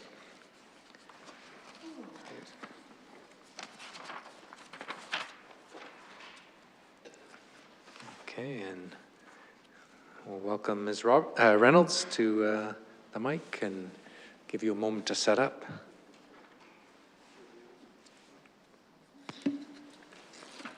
Good evening, Mayor and Council members. I am here this evening to present to you the Council Meeting Times Report. This report originated from a notice of motion presented by Mayor Hansen during February 24th, 2025 regular meeting of Council. On March 10th, 2025, during the regular meeting of Council, a motion was carried unanimously in favor. I began discussions with multiple comparable municipalities and engaged in great conversations about their current practices for council meeting times and frequency per month. Throughout the report, I have listed each municipality's practice. As well, you will see attached to the report for your convenience a chart with the breakdown of each municipality. You will see there is a mixture of multiple layouts you may explore for optional monthly council meeting schedules for our municipality to consider. The overall consensus is that daytime meetings have provided a more engaged environment regarding decisions and discussions.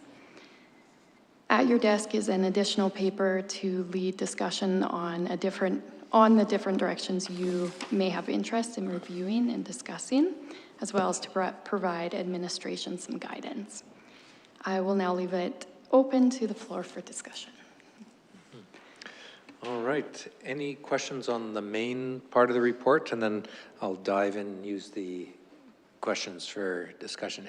Yes, Councillor Riley. The thing that surprised me is how few, there's only one other council on this research that meets in the evenings every month, you know, and that really surprised me. I didn't realize that, you know, and found it very interesting. And even duration of meetings and frequency, all of that. It was a really big eye opener for me. I had no idea.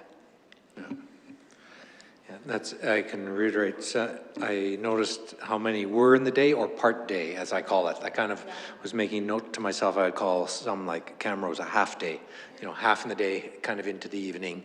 So there was some similarities to us, or Innisfail had a daytime, I call it a plus, because they also went into one of the evenings for them. Any other general comments? And otherwise we'll jump into Mayor Hansen, and Councillor Payne next. My question is around administrative impact. I'm curious if administration has any perspective on this and what the impact would be to, I know we're going to go through these questions, but to changing our meeting times versus what we currently have. So we talked about this at this SMT meeting this morning because I wanted to get some input from the entire management team. Most of the staff do leave work at the end of the day and take a break and come back. So, you know, the advantage of moving the meeting, whether it's during the day, it doesn't disrupt us at all. I know that can be challenging though, but even right after work, at least then people don't have to leave and come back. With the management team, we get management hours, so there's no extra pay for them. But we also have a large amount of staff, including some of our IT support. It depends on if it's the manager or staff.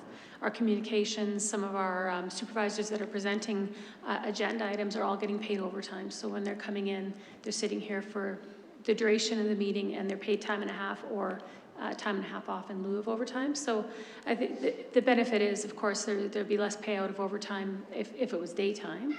And I think everyone kind of agreed that having the meetings even right at the end of the day or even a little bit sooner, you know, some of these communities are 3:30, it would minimize the overtime and it was an appealing one for, I think, all of staff of not having to leave and come back as well. So, and then there is also, you know, as Ms. Reynolds pointed out, everyone's worked a full day and that includes council. So when you work a full day and then, you know, you get that hour off or whatever, and then you come back for the meeting, you do lose a little bit of that alertness, a little bit of that engagement, and you know, I think for everyone. So those were the factors that came up. I don't know if I've missed anything. No, good, yeah. Okay, thank you, Ms. Phillips and Councillor Payne. I've always had huge issue with conversations about daytime meetings because it precludes me, for one, from being able to take part in them, and a lot of others who are in situations where we have daytime jobs. But looking at this list, you know, I'm intrigued by your comment though, Teresa, because there's actually only one that has a daytime meeting. All the other ones are evenings, whether the evening starts at 3 or starts at 4, whatever the case is. I don't have an issue with that. Like, I have a massive issue with starting at 9 o'clock in the morning. Can't do it, simple. But starting at 4, I have no issue with that. Because that, you know, that's when my other day ends, and you know, it's possible. I think back to our first council and how often our meetings went until 11 o'clock, 11:30, 12 o'clock. And that's excessive, that's ridiculous. But, you know, starting at 4 o'clock and going until 9, I think is, you know, if 9 if necessary. You know, I'm not saying go till 9 all the time. You know, Shireen immediately was panicking over there. But I think, you know, I would love to have meetings that started at 4 o'clock and went for an hour and a half. What was there one that was here? Was an hour-long council meeting? What? Are you kidding me? I just don't know if that ever exists. But, you know, I personally have no issue with 4 o'clock. I think 4 o'clock is a very reasonable time. I do think that it puts us in a bit of a situation for meal times, you know, and then we're going to have a break for dinner or whatever the case is. So I would be very much in favor. One issue that I have, if we do start talking about earlier, again, it precludes me, but I'm not always going to be here. I think it puts the public in a bit of a difficult spot too. You know, people having to take time off to come if they want to have conversations, if they want to have to say their part. I think it also creates, in some cases, a situation where you have an ease of people running for council who are retired because they don't have those daytime obligations. And I would be concerned about that as well, but taking out a large portion of the population that can't do the daytimes might discourage people from running. So. Let's be cautious ourselves about too many comments now, and then we'll go to the questions and it will draw us out in a structured way. Go ahead, Councillor Parsons and Mayor Hansen. I can wait if you... Yeah? Okay, because we'll hit these questions too. Okay. Yeah, and just in terms of daytime, when I was classifying it, I called two of them daytime. One of my daytimes was High River, that starts at 3 and just goes for 2.5 hours. So I kind of called them a daytime, and then they had a 1 o'clock as well. The other ones, most 1, 2, 3, I called them half days, you know, half day, half evening kind of thing. And then the others where there was what I call 2 were evening type, Strathmore and Drumheller. So many were in that what I call the hybrid zone, or had a variety where one type of meeting, committee of the whole, was at a certain time of day, and a council meeting was, a regular council was at another time of the day. And yeah, it was interesting to see, one of them said they didn't get public participation differently when they switched to the daytime. I think that was Canmore. So it's kind of interesting how we react and know always that no matter what model we follow, we will always exclude someone. And that's something to recognize. All right, let's go with guidance for discussion. Regular council meetings, committee of the whole meetings taking place on the same night of the week. If it's a yes, what night would that be? And I'll just go in maybe in order from, I'll go to my left this time. Councillor Mearns, anything about having the same night of the week for? It doesn't matter to me, like the way we do it now with council meetings Mondays and committee of the whole, I'm fine with that. But if they were to change, it doesn't make a difference to me. Okay. Okay, thank you. Councillor Riley?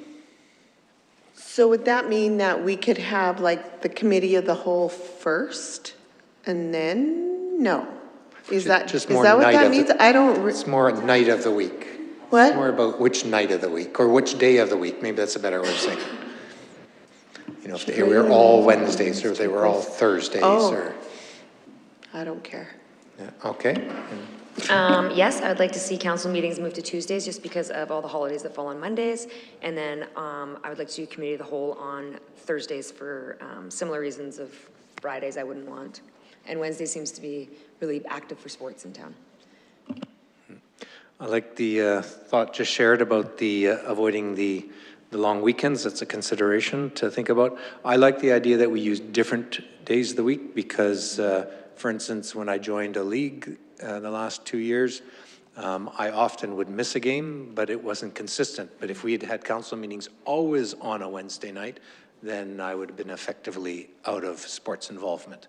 So, you know, some variety in the week, council meetings one time, committee of the whole on another day of the week. To me, I like that model. Councillor Parsons? Well, first, should be on council meetings on one day, and like I'm interested in the Tuesday type thing. Just, but and maybe every second and fourth as we do now, and then if we're going to have committee of the whole, have it on the Tuesday on the keeping it all considering like consistent with the Tuesday, say. So your committee of the whole is a different Tuesday. Have it once a month, just like we do now. So. I would love to see them all on the same night. I find it actually really a challenge to switch between Mondays and Wednesdays, and it means I can't commit to any activity on either of those nights because I'd miss some of it, where if it was Mondays, I just wouldn't sign up for the Monday class. But I could sign me or my kids up to something on one of the other nights and be a bit more consistent. I also hear that it has some light administrative challenges moving days because it's not a consistent day that is your agenda prep day and your other things. So for workflow, I think there'd be some improvements. I actually really like Tuesdays. I think that'd be so much easier, but I want to caution us that many councils do Mondays, and the reason is conferences often start on the Tuesday. So you would often miss the start of those types of things, and they choose those Tuesdays to start conferences by design often, because most councils do meetings on Mondays. So, but I could go either way. I do think that Tuesday would be easier in many ways, and that'd be a minor thing for us to, you know, but for us to have to avoid, but I do like the same day every week. It is really hard to bop around for family life planning between different days. And I think it would be much simpler for life to just say my Tuesdays are always booked or my Mondays are always booked. Yeah, it's my preference. Councillor Payne? I wrote in big letters, Tuesdays would be awesome. I also think that one night would be brilliant. Mind you, my family planning situation is remarkably different now. Changed. I don't have kids or anyone at home to worry about it anymore. But I like the idea of one day, of having, you know, committee of the whole on a Tuesday with council being on a Tuesday. Tuesday is kind of cool. Monday, I get frustrated with Monday because it means the beginning of my week is usually a very, very long day. You know, I start off at 7:15 at work and I'm, you know, here sometimes until 10. So I would love it to not quite be that way. But as far as the on one day, I would love to see us do that. That would be a brilliant thing to do. So I see a consensus around the idea of one day, and Tuesday seems to be a happy day. Number 2, is the current meeting frequency sufficient for our community growth? And should we have the placeholder a standing placeholder be used to avoid special meetings? Is standing committee structure or more frequent committee of the whole meetings something to be considered? Let's go opposite direction. Thank you. Councillor Payne. I don't think we should have a standing placeholder because what's going to happen is that standing placeholder is going to get canceled about 80% of the time. So I don't think that's necessary. I do think that more frequent committee of the whole, like I think if we had a meeting every Tuesday night, you know, that, 2 of those Tuesdays are council, 2 of those Tuesdays are committee of the whole. I believe that shorter committee of the wholes, shorter council meetings wouldn't be a bad thing, you know. But I don't think a standing placeholder is necessary. I don't really care what we call it. I like the idea of having an extra meeting a month, exactly like Jazz says, you know, committee of the whole type structure for that. I think it still is a placeholder because if we don't have agenda items, just like we do for committee of the wholes, we cancel it. And maybe it was Councillor Payne, but mentioned, oh, wouldn't it be great to have an hour council meeting? Well, the reason why they have that, and I spoke to that community at great detail about it, it's because they do lots of their work in the other meeting, and that shouldn't, we still need to make sure it's public, and we still need to make sure we're doing all the things right, but they are able to quicken up their council meetings when they've given time to have some of these pre-discussions and really flesh out some of those ideas. So I like the idea.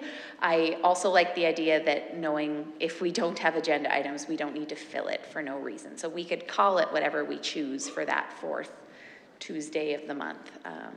But there's certain times of year that are just more or less busy and it may not be needed. But I do think it would eliminate some of the extra council meetings that we've needed to call. Not all of them. Sometimes when we've had a cluster of special meetings, it's so time sensitive that it couldn't wait a week. But I do think there is quite an extra cost to do the special meetings. And if we could eliminate even 4 of them throughout the year due to having this date already in place, that's a win for me. And I think as we grow, we need some more time on some of the items we've learned in recent times. There's been a few things that have fell through the cracks, and it's just we haven't put the time in for it. So I'd like to see us be able to do that. Councillor Parsons. I like the idea of having the extra one, just like we meet every week with one or the other. I like that idea, unless there's a week where there's 5, a month where there's 5. I don't know. No. Call it a freebie on the 5th one. Okay, and then no blue moons. We had this the last time we had this discussion, and I think Mr. McIntyre can remember it. It was early in our first term, and it was whether starting at 6 o'clock. This isn't part of it, but starting at 6 o'clock, somebody wanted to move it to 5, and they didn't. The public would go crazy, but I don't see any evidence of that with all the other people as well. So, but anyway, 4 times a month on the same day, two committee of the whole and 2 council meetings, and if there isn't enough for the one committee of the whole, cancel it. my reflections are we are a growing community which creates new projects. So think of how much time we spoke about one of the growth projects, Bogata Park tonight. And then the other key to growth is now we are a bigger community, more things come up. We have bigger staff, bigger departments, bigger projects, bigger everything, bigger problems to discuss. So I see the need to, as time evolves, that we as a council, as a structure, need to get together and talk more. And we're just at one of those moments maybe that we're realizing it. And I like the idea of the committee, the whole, and that might be a place where some of the things we've talked about, how do we talk about when we had our ABC meetings? How do we talk about strategic plan more? How do we get those things into our discussion time? Maybe that second, it doesn't have to be the second committee, the whole meeting, but I mean, the idea of having more time there, maybe that will allow us to dig in a bit more. So that's a structure I can picture happening. Councillor Dakin. Yeah, I'm okay with every single Tuesday being booked, with one being an extra community of the whole. Makes nothing but sense. Councillor Willing. I concur. Yeah. Councillor Mearns. I concur, and I'll answer the next question, and they start at 4 o'clock. Okay, Councillor Mearns has answered his turn then. So he's talking about meeting time. What is the ideal meeting start time? 4 o'clock is one of the suggestions. Can we go around the table? Councillor. Yes. Okay, 4 to 7, 3 hours, then you have to vote on it to go longer. But I would also like to add that I would like open mic at the end of our, like I want the agenda moved around, so open mic is at the end of our session, so people from the public can come. And then also, in consideration of that, I was also thinking about public, like open houses, where somebody can come and speak for or against. I think that our agenda would have to be careful to make sure that it's after 5. If we can, when and where we can. I just mean to be cautious of it, that's all. Public hearings, thank you. And delegations.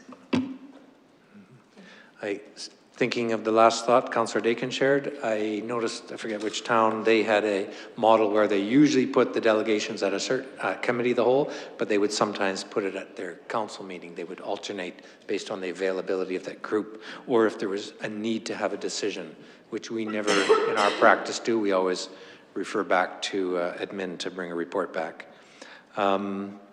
The ideal starting time, I like moving to what I've been calling these half-day people, hybrids, to go earlier in the day. So 4 kind of fits that. I'm not tied into exactly 4. Maybe there is, or we have some meetings that have to start early like we did today. But I think that 4 o'clock kind of is a interesting time to me. Councillor Barnes.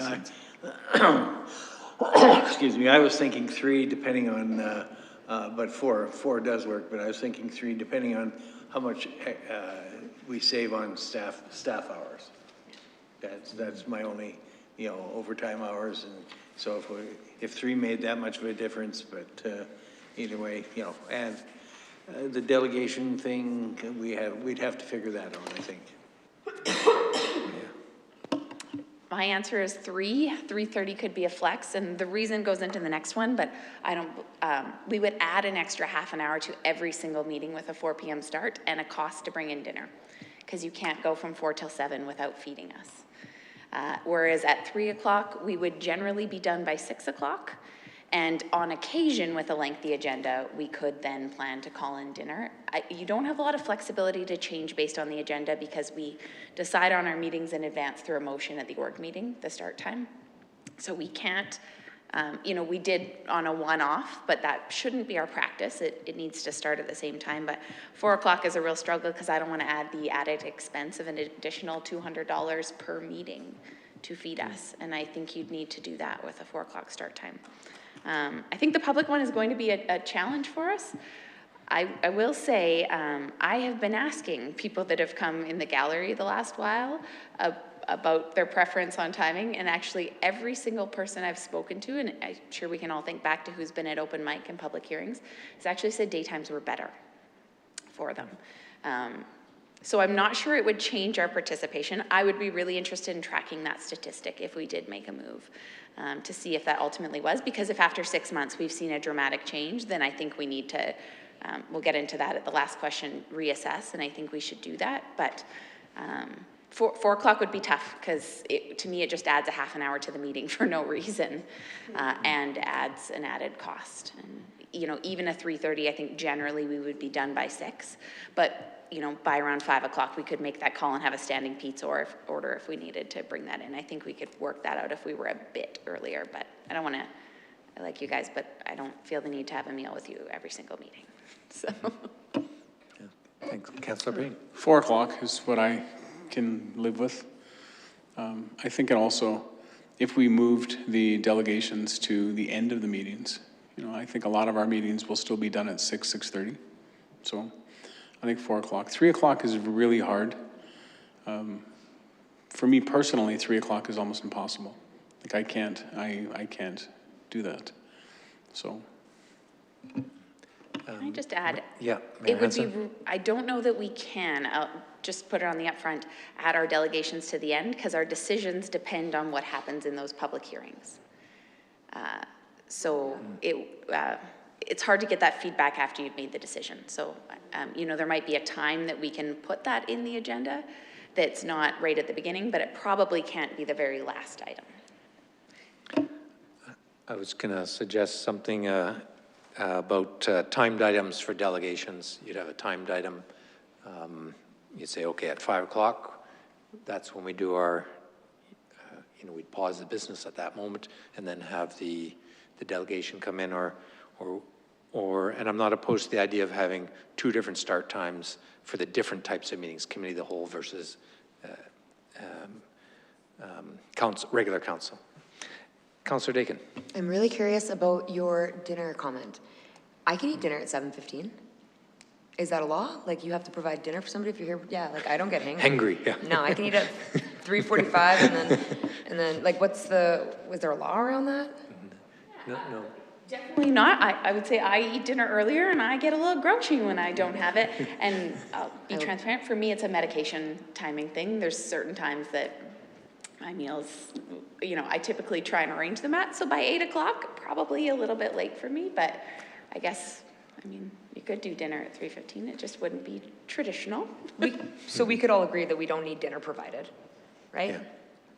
But I definitely want time to gobble a sandwich down. No problem, Yeah. sir. I guess my only other comment for that would just be that, yeah, 3 o'clock is too early for me too. That is usually when I'm trying, I can make it here by 4 for sure, but I'm very busy right after dinner rush or lunch rush trying to get here. 3 is too early for me too. It would be a struggle for sure. Any other comments around that one? I'm hearing some consensus around those thoughts of the 4-ish start, going earlier, in other words, avoiding one of the big benefits I'm hearing is the staffing costs, and also making our brains active in our day hours as opposed to our later evening hours. Any Can I other ask the question? consensus? When does staff end their typical days? For us to have this overtime conversation. Some are 4 and some are 4:30. Most are 4:30 though, correct, that are at this meeting? Yes, I think most of the staff that attend this meeting are done at 4:30. It's the and of course with the EDOs, it varies a little, so but typically I'd say 4:30.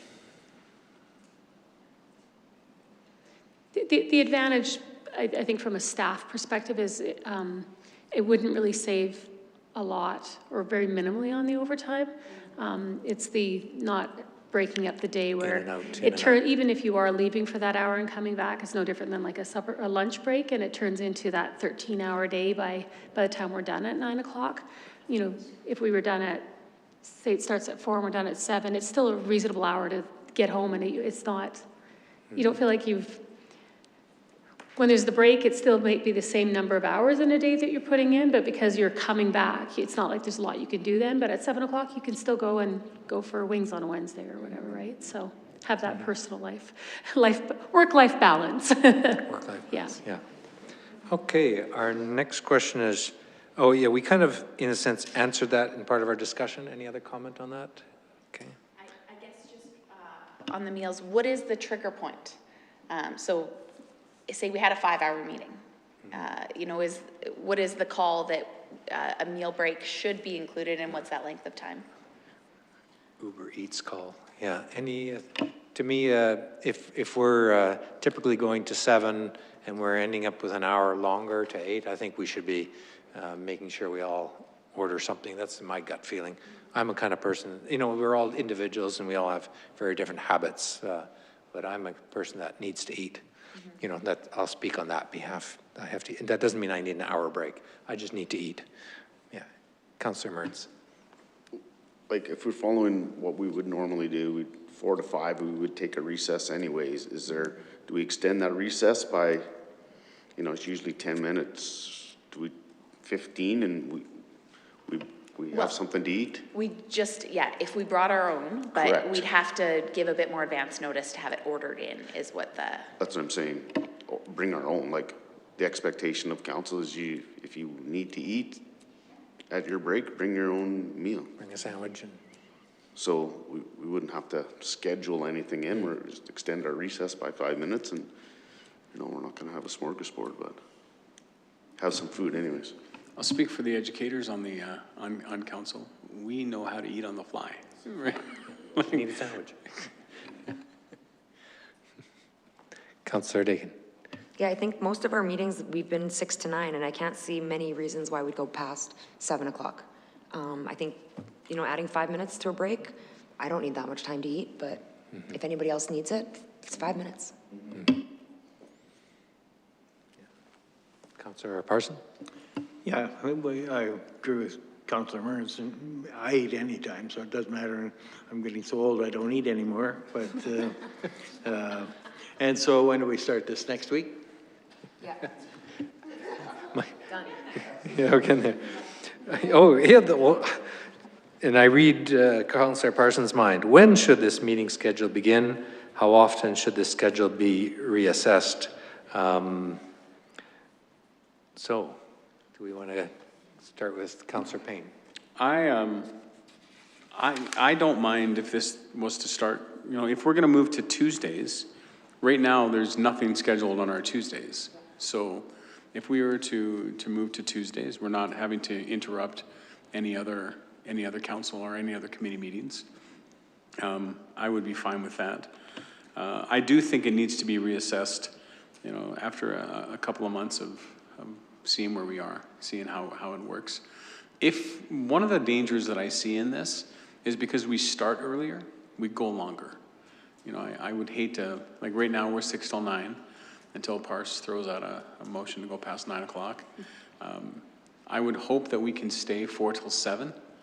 You know, otherwise, you know, we look outside and it's nice and bright still. Well, let's keep going. I don't want to do that. I don't want our meetings to just become 5-hour-long meetings because we're used to going till 9. So I wouldn't mind it starting, you know, next month. And I also think adding one more meeting reduces the likelihood of a runaway because we've got a bit more opportunity to do that. So it probably is less likely. I love starting sooner than later. In terms of a practical approach and other things that are booked, my suggestion is starting this after our summer break. So the second meeting in August, that gets a bit of time, although if administration tells us we can start earlier, that works wonderfully for me too, but getting a bit of time to see if there's any conflicts. It really changes a lot on the administrative end about when their reports are due, and they'd have to come up with a bit of a new process just for the date. It's not a big shuffle, but it's a little bit of one. So starting after that natural break to me makes total sense. And we have to come back and make a new motion at a council meeting, which the agenda for this one's already been prepped. So even then, the soonest I think would be basically 1 meeting or 2 meetings before then. So that might be a nice time to have it in play, and we can pre-adjust it in our calendars, but the sooner the better for me. Oh, and reassessing, I think we should do it every year during the org meeting, but really consciously. I want to tell you about Innisfail. They, for 3 years in a row, adjusted their meeting time every fall, and then at the end of 3 years, they picked which one they liked best, and that ended up being a 3 p.m. time for them. But I love that they were open to it. I don't think because we make a decision today, it should be what we're stuck with for the next 20 years without true consideration. And I hope a similar laid out conversation could come back every year at the org meeting when we make that decision. Maybe not the first one, it might be just a quick update at that, but every year after that, the council of the day gets to actually reassess it, not just continue on with what's always been. Well, I realize this is going to be a pretty big change, especially for admin and getting everything ready and reorganized, plus communication going out to the public that this is a pretty big change too. But to me, the sooner the better, and if we can do it in June, that would be fine with me, so. Yeah, I was going to say about public notification was one thought I was thinking about. I volunteer every Tuesday evening, but if I might just suddenly disappear. No, I won't. But that impacts on personal involvement that I have. But yeah, so, and I think once a year, especially in the first years, to adjust the model, kind of like Innisfail was doing, was finding that sweet spot, and we might be adjusting some things. Councillor Dakin. It is May 7th, so if we could get it on the regular meeting of council for May 26th, it might be a very welcome addition for administration. Could work well for them. And if it does work well for them, I would like to see it start in June or as soon as possible. Councillor Merling. I'm open to whenever it's most, suitable for everybody. I know we have a Gulls game in the suite on June 3rd. That's Tuesday. So we can't do it then. So and that's, anybody, I know there's a few of us that are going. So, I mean, again, like you said, Mayor Hansen, that administration will check that all out and make sure that whenever would be most suitable to go for that. Councillor Mearns. I'm fine, whatever works best. Doesn't matter to me at all. So, and to review it, if it's at our organizational meeting, that's fine. I do have one question that I just thought of, being that we're scheduling every Tuesday. Is there any implication in our current attendance policy that could maybe cause some issues with every Tuesday? If there's something scheduled, the person could, if you're gone for 2 weeks, you could miss 2 meetings, and allows you for one more, right? So I don't know if that's something to think of in this or of that policy, just throwing it out there. I think the actual provincial government's throwing that one out. But it's current for us now, and it is till the government throws that out, the code of conducts. But it is relevant until that time, isn't it? Oh, is it it's not code of conduct? Oh, I thought it was in code of conduct. No, that's if somebody complains about it. Okay, okay, my apology. Yes. I wonder if we could relook at that one specific clause, and it might be a difference in wording that we just talk about council meetings being, maybe the threshold changes, that it's only 2, but it's regular council meetings or a different way so it's a great point to trigger that. I don't think that has any instant implications. If we started it next month, no, it probably is not going to be a problem, but if within a couple of months after that, if we can look at that, that probably makes sense that we can rediscuss it. Councillor Parsons? Just a question, and I just thought of it now. Is being people with kids, okay, Megan Shreen, is Monday, is Monday a quieter night for activities? Is most of it?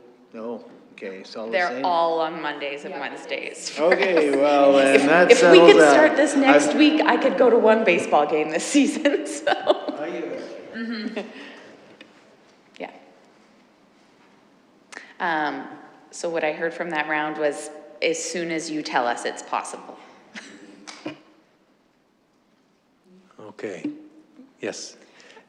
We're Ms. Phillips? communicating a little bit here. I can tell you that having, from my perspective, and I'm sure Ms. Reynolds will have something to say about that as well, having a council meeting Monday and then, so we have committee of the whole today and council Monday, that's a little chaotic trying to get through 2 agendas. So having them on the same consistent day every week is probably easier than 3 meetings with different dates from my perspective, and she agrees.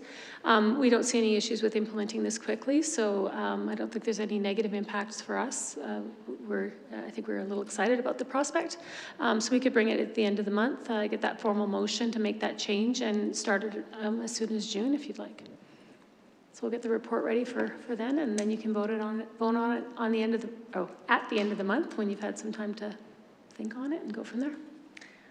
What I would just ask, and it will make our calendars chaotic, that if that is please take tomorrow or a day or 2 to think about that. If that is a realistic thought, since we've had this discussion, if we could have a placeholder go in by the end of this week that says tentative, I know it's not approved, but for those dates when we think it might be able to start, just as we get closer to that, more and more conflicts come up.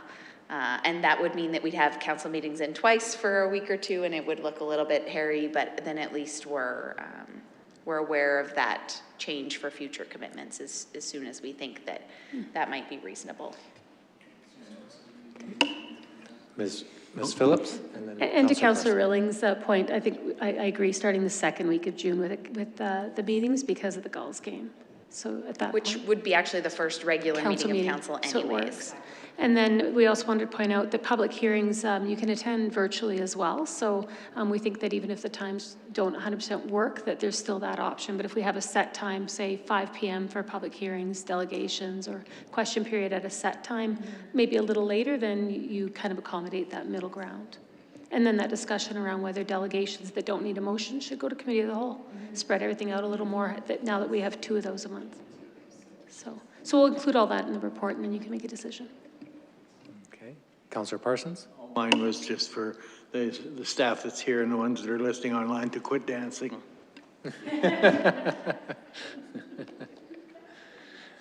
Okay. Hearing no other thoughts, I think I was going to say, Ms. Jolene, do you any other questions that you have for us? No, through the chair, that sounds great. Thank you. Okay, thank you. So our next item is the advocacy priorities reporting from our 3 areas. Can we go ahead with that before we take any break? I'm trying to push us through to council reports, and then we have a closed meeting. That'll be a transition to visit the bathroom. Is that okay? Okay. So advocacy priorities, Councillor Rilling on healthcare. I have nothing to report. Okay, glad we didn't take a break for that. Thank you. Tourism-based community, Councillor Mearns? I have nothing to report either. Okay. Double reason. And new high school, Councillor Payne? I have nothing to report. Oh boy, I'm glad we didn't call a 5-minute recess. All right. Let's see, I think there's a little bit to report on our council reports, our verbal reports, and we have the printed ones that were circulated as well. So, Councillor, taking it a question? Yeah, next month, would we still be doing verbal reports since we're switching to this? I think the purpose of doing this was to not do a verbal report, right? My own opinion. Yes, that is the goal, but please know that we always can highlight, and we will still do a round if there's something that needs an extra attention to. It's just we don't need to each highlight verbally on 10 of those items, but there might be a thing or 2 if you really want to star on your report. Feel free to do that. We do have the agenda item for it. Okay, so we would hold the council reports number 4. We might not have the word, well, we still could have verbal there too, I guess, but it would be a chance just to ask questions about those reports. And then maybe we transition again. Here's one of those things we can reevaluate every once in a while and say, how do we see our behaviors changing around the reports? I'll even just say off the top, I do like these reports, and I'll have to figure out how to find them on SharePoint and start them this month. That was our intent, I believe. to start this month, okay? Ms. Phillips? I just wanted to clarify, so we've circulated the written ones. In the future, do you want them actually in the agenda package so that they're accessible? Because otherwise, it's for this room. Okay, perfect. Yeah, We'll and then do they that. would be public, which was one of our Yes, discussions too. perfect. Thank you. So starting in the month of, well, starting now, the month of May, yeah. Can we go around the table then? Councillor Payne, any councillor reports? I have nothing really exciting to report. Library was interesting. We have a bunch of new library members, library board members. Sue Sampson, former mayor, has joined the library board, as well as a couple of other citizens. We're undergoing a director review, which is the normal procedure for the board. Things are humming along just wonderfully. There is a lot of excitement about the new high school planning money being thrown out there because it immediately launched into a conversation of, hey, maybe we can get a new library. So we're trying to curb any of those excitement stirring conversations. Beyond that, I'm trying to think. I did something exciting as a deputy mayor. Oh, I went to Bibles for Grads, and I got to address the grads. Mind you, I was also emceeing the event, so it was kind of but it was fun. And I think that's about all for the exciting stuff, because corporate services is not very exciting. So I love Mr. Moore, but it's not very exciting. I submitted most of my highlights. What I did find interesting was Councillor Rilling and I submitted for the same thing and had very different comments. And I thought that, you know, we didn't submit together. And I thought, oh, that's neat. We definitely have you know, contrasting things were of interest to each of us. So that was great. Councillor Parsons? Okay, I had my one written report, but the one thing I wanted to comment on was Smile Cookie Campaign and how awesome we do it in this town. Because I went through last weekend up to Jasper and down to Kamloops and down to Kelowna for a hockey tournament for my granddaughter, and I stopped at Tim Hortons, different ones all the way through. Nobody does anything like us. Nobody did anything. You bought your cookie if you wanted, and it had a thing in the window. So how we do it here is outstanding. When I was in my shifts, there was only one guy who hated me, but that's fine, and one person who hated urgent care. And then the rest were all real good, but it was just a real eye-opener to see what we do compared to others. My report is simply that the hub meeting continues. There's a few groups that have had some small grants to help with food. Food was a big conversation in the last month's meeting about addressing the needs for food in our town. It's a very active number of people in our community who need food security, and many agencies working to support those families and individuals.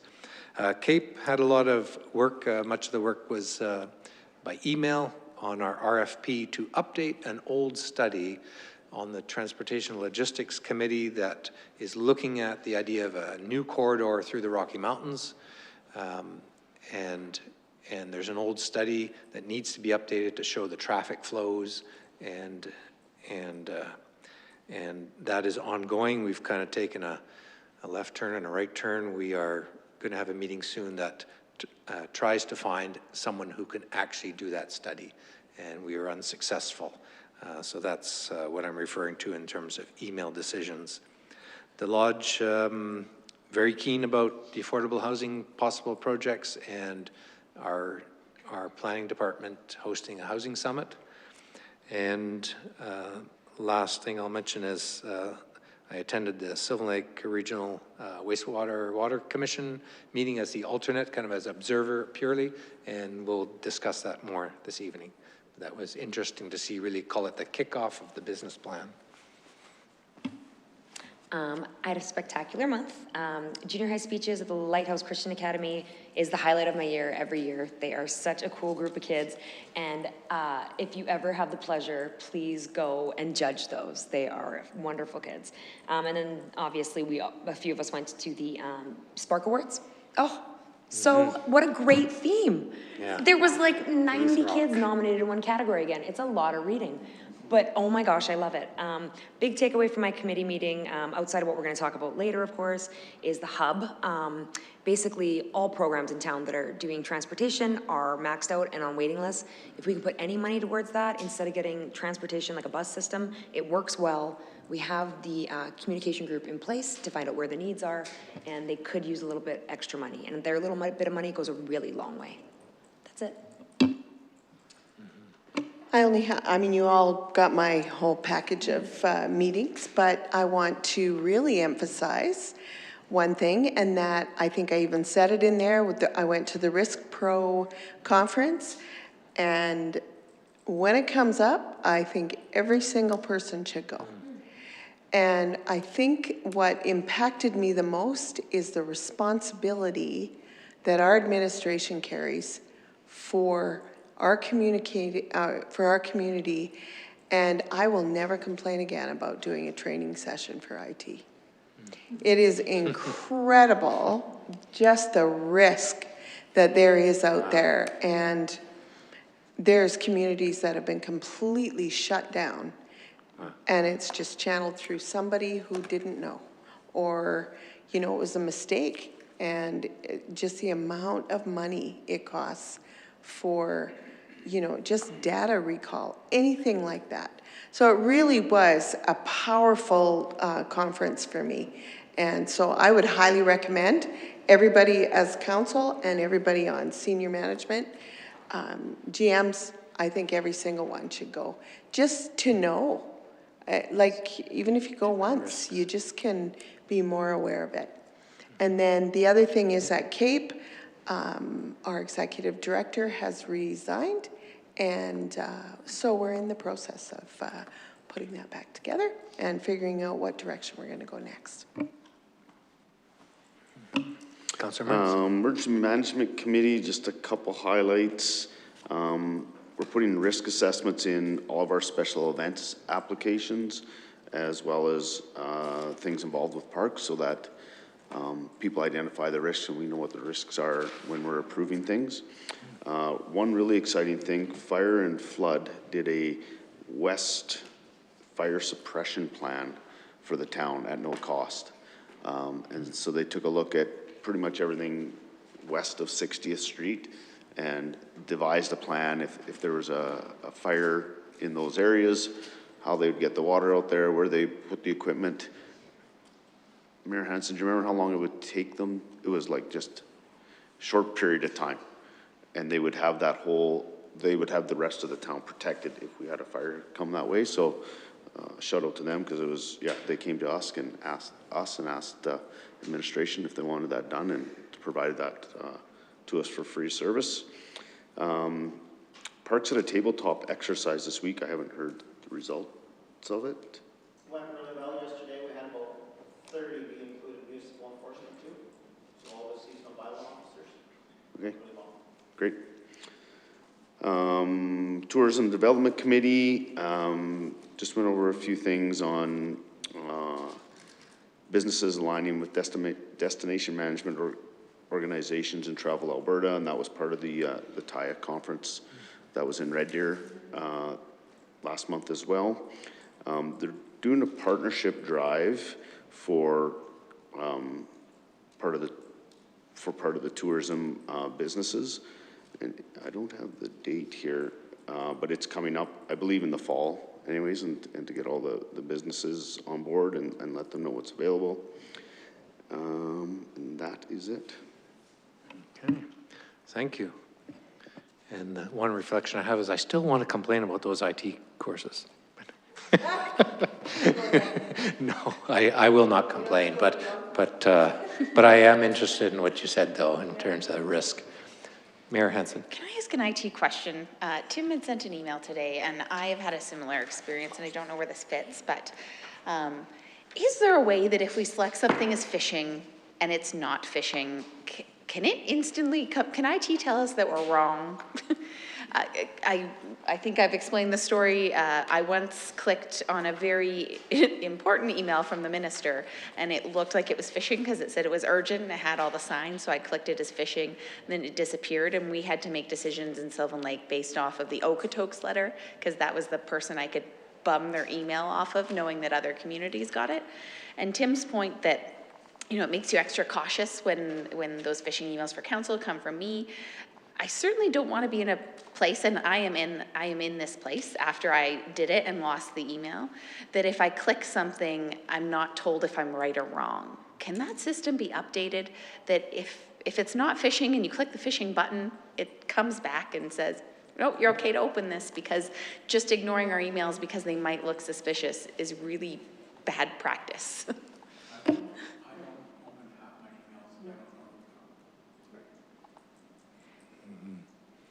Yes. I did forward the email to IT and to our general manager, to Ms. Devlin. So we'll have a conversation maybe with IT tomorrow and see what the options are and to address this. So, because that's a good one. You know, maybe that is a common. Sending it on behalf of the mayor wouldn't be unusual. So it's not a bad test, but you're right, if we're not getting the emails back, then you're deleting things that are important. So we'll have that conversation and follow up and get some information back. Okay. Seeing no other comments on the council reports, we have a list of upcoming meetings and events for our information. And any comment on them? No? All right, we'll move to our next item, closed meeting. And do we have a mover for that, please? Thank you. Councillor Mearns. I make a motion that council move to a closed meeting to discuss advice from officials, and this item shall remain confidential pursuant to section 29(1)B of the Freedom of Information and Protection of Privacy Act, RSA 2000 CF-25, and section 197(2) of the Municipal Government Act, RSA 2000 CM26. Thank you. All those in favor? And carried unanimously. All right, we'll see everybody in the back in like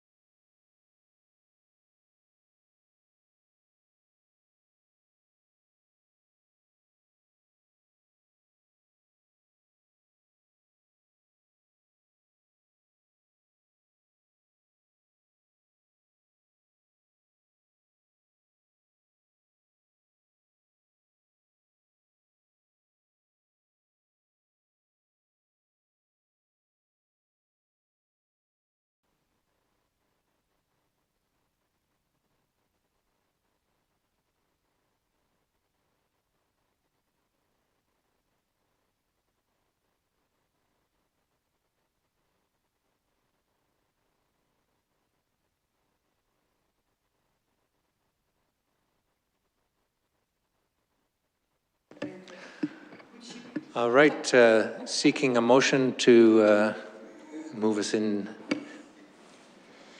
I move that the closed session concludes and council reverts back to the regular meeting of council.